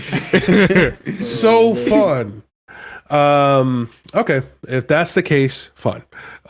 He will then look up. The creature will then look up and teleport over 100 feet up in the air and teleport onto your griffin. Hell yeah. And is going to make 6 attacks on Sue. Dope. Bring it on. Come on. I will tell you, my shield is still active, so you're just trying to hit a 21. 21 or higher, and you hit. 21 or higher? Daniel. Gotcha. No, bring it on. Come on. First one to be a 25. Daniel. 20. Daniel. 20 misses. 16. Misses. 21. Hits. So 2 hits so far. Boo. 22. Boo, Daniel. Yeah. 23. Yeah. Retribution for the counter spell. Fuck. I respect it. 14. I think that was the last one. Oh, Or is there one more? Yes. That's I it, think right? that's it. That's 4, yeah. All right. Awesome. I think that's it. 4 out of the 6 hit. Yeah. Fantastic. Hell yeah. at least none of them crit. What's the griffin's name? June. Yeah. Okay, I'm making up a headstone right now. How many of those hits were they all against me, Sue, or the Griffin? They were all towards you. Oh no, that's worse. Okay, incredible. Is So the Griffin wait, concentration? June's fine. No. Wait, does that Yeah. does that change anything? No, Oh, okay, gotcha. Let's see here. it's just the AC is different for the Griffin, as you can imagine, and it has Gotcha. way less hit points. And than because me. of the weight, it's like still pretty good actually. it's starting to sink there. Yeah, Okay, yeah. so let's start rolling some dice here. There's going to be Incredible. 15. 15. 30,000 points of damage. 10. That's cool. And I have a- then 5. Okay. Awesome. I do have. I don't think it'll come up with these guys' attacks, but I do have resistance to necrotic and radiant. Oh, necrotic is good because each attack does an extra 2d6. Okay. Necrotic. Oh, So incredible. Well, base there you go. damage, base slashing damage is going to be 48 Good thing I brought it up. slashing Jesus. damage. Oh no! All right, now I'm That's about more to than I roll. thought it was gonna be.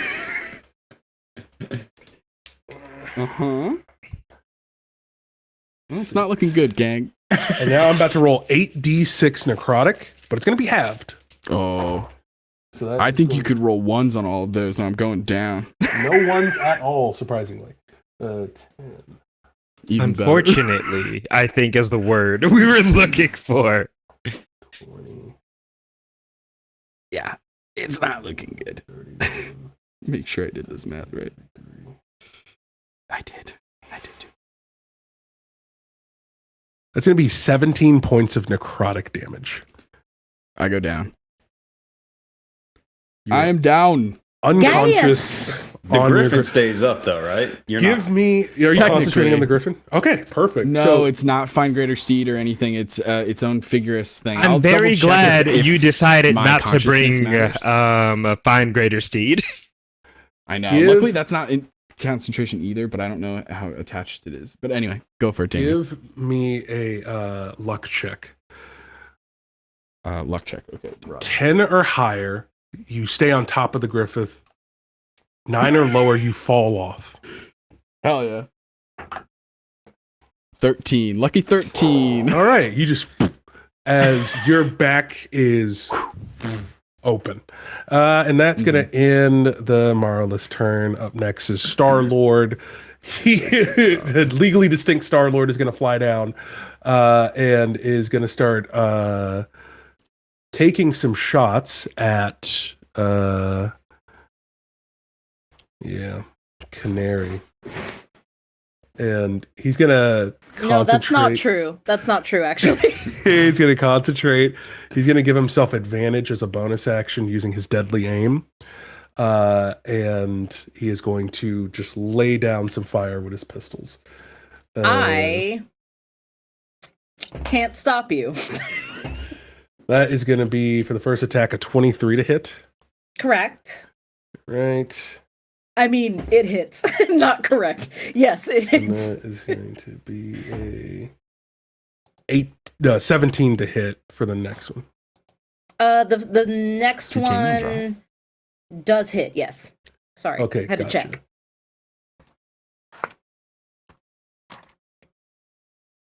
Okay, cool. So for that first attack, you are going to take, let's see, 9 plus 14 plus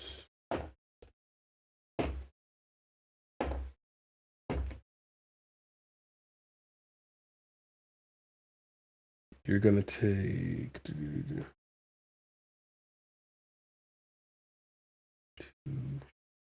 51 points of damage for the first attack. I'm gonna half that, Your Honor, with cutting. Okay. Gotcha. So that gets halved Okay. to, we'll call that 26.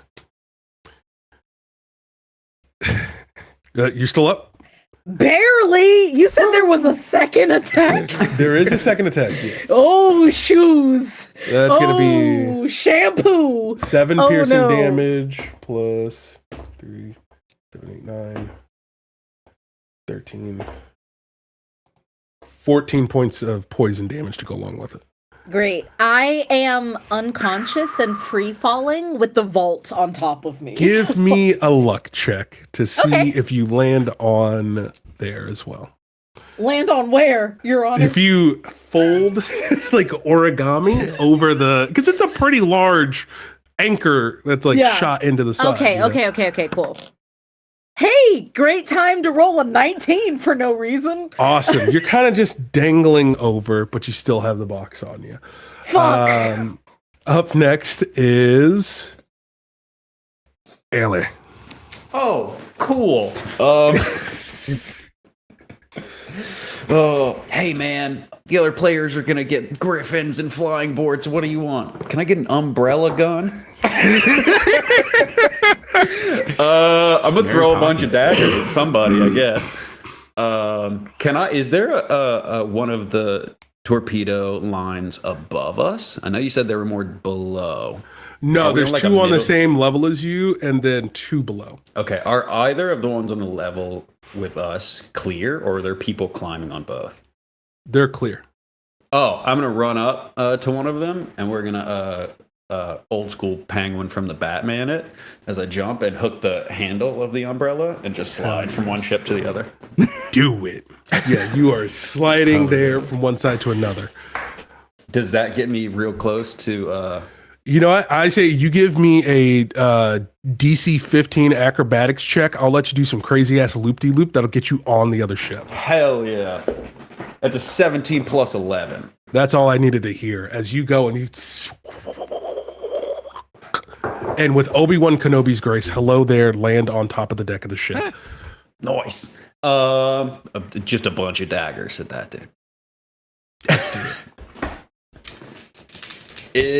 Are you still within 5 feet? Nif was right there, Wait, who wasn't are he? you fighting? If you're fighting if you're aiming at the death cultist guy, yes, I still am within 5 feet. Perfect. Okay. So that's 26 for the first one and a 21 for the second dagger to hit. Both of those hit. Give me some damage. Perfect. The second one is just 8 points, but the first one gets a little sneak attack. Jesus. 29 points of piercing for the second one.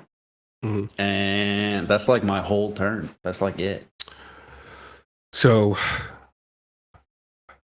how do you want to do this? Oh, Hell yeah.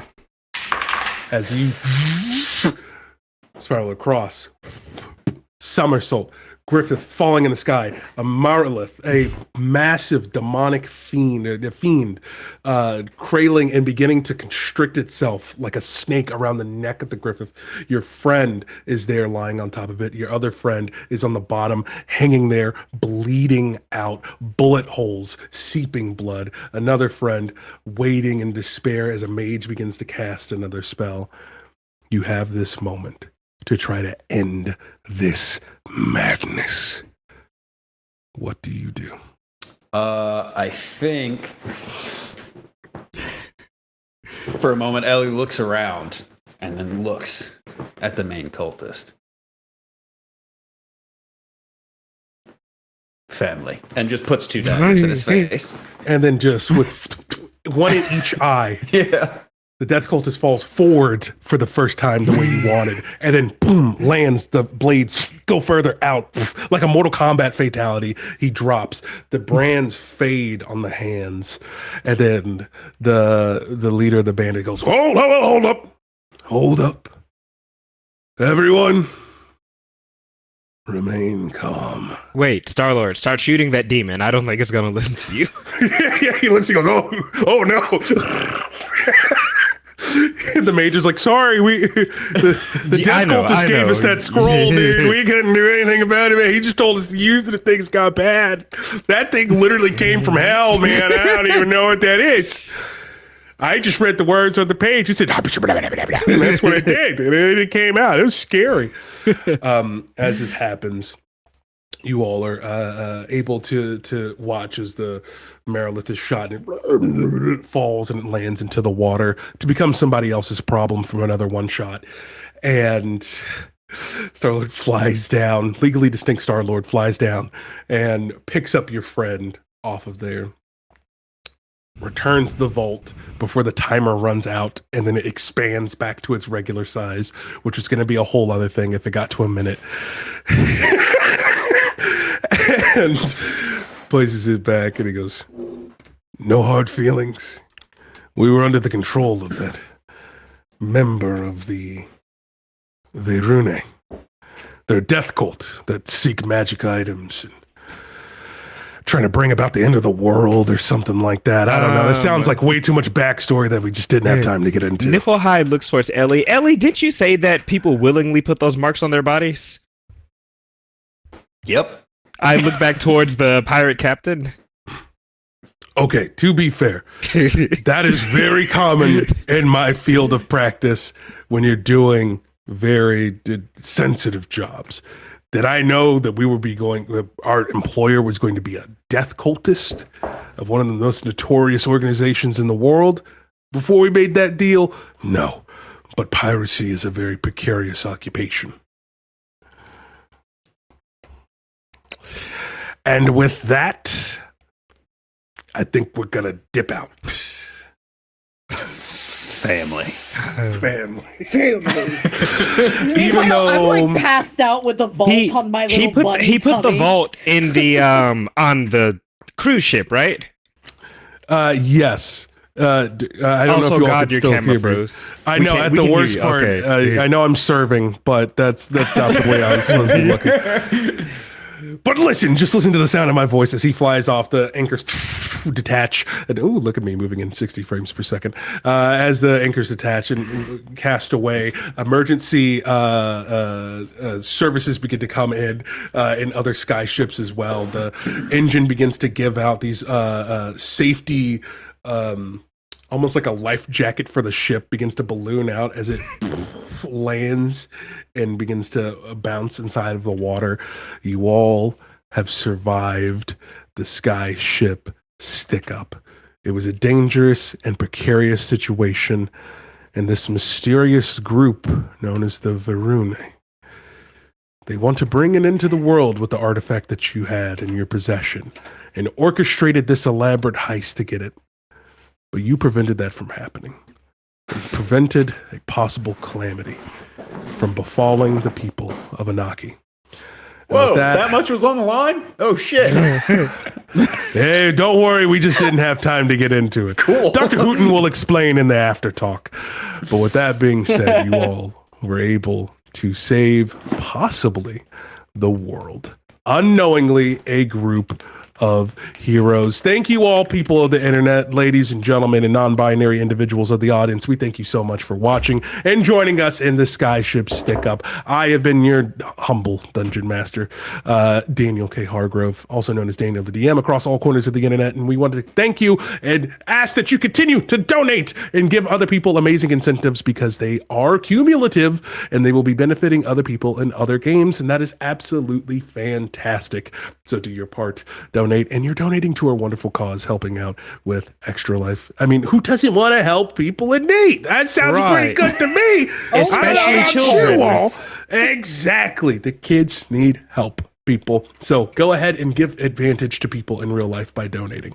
With that being said, that's all the stuff I have to say. I want to give a round of applause to my lovely cast here, who will go over and do their introductions one last time. But before we do that, I obviously have to give an amazing shout out To everyone over at Playotic, you all are phenomenal. Thank you for putting on this event. Thank you for sharing your space with us, allowing us to have this platform to tell this story and share a beautiful moment amongst friends and raise money for an amazing cause. Thank you all for putting this together. I know it has been a hassle, a pain in the butt times 3,000, but you made it all work, and we were so happy to be here to kick it off. This is going to be great. Stay tuned to so many of the other things that are happening, but let's go and see our cast one last time. Remy, please take us away. What do you got going on in your life? Hello again, my name is Remy, he, him pronouns. It was great getting to play with you guys. I unfortunately aren't really on social media like that, but if you want to follow me somewhere, I'm on Instagram at RemyThem, and I will type that in the chat. Absolutely beautiful. Meadow, take us away. Howdy, darling. I'm Meadow, she, they pronouns. I am Meadow, have been Meadow, and will hopefully continue to be Meadow in the future. You can find me everywhere on the internet that matters at Howdy Love Darlin or Howdy Love Darlin GM. For the chat's satisfaction, I, the bunny, checked on the dogs. They're fine. I also married a Goliath. We're good. Like, Two and that's Goliaths? what happened. I think One is fine. I'm not a polygamist bunny, okay? Okay. Yes, we That's such a procreate stereotype. quickly, but no, it's not like that. I choose the perfect soulmate and I marry them. You can find me everywhere at those tags. It has been such a pleasure being here with Playotic Games and with Daniel DDM, and it was so good to hang out with all of these lovely players. It was a wild time. Thank you so much for donating and being here to support. Second to last, but certainly not second least, Sloan. Oh, hey, I'm Sloan Running on TikTok and just Sloan Run on YouTube, but you don't really have to care about that. I make homebrew magic items like the ones that I used in this game if you want to go check those out, but you don't have to. You should stay here on this stream for the rest of the weekend. And that's it. Exactly.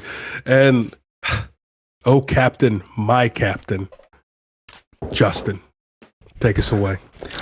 Hey gang, it's Justin from So You Want to Be a DM. I use they, them pronouns, and today I played Sue Cash with a bunch of friends and I had a great time. I hope you enjoyed my silly songs. Hopefully I can do that again in the future because it's actually very fun despite having incredible performance anxiety. Thank you so much, Daniel, for running this game. It was absolutely incredible. So much fun. I apologize for yet another instance of counterspell shenanigans. Whether it's my game or your game, it's gonna happen. It's gonna happen.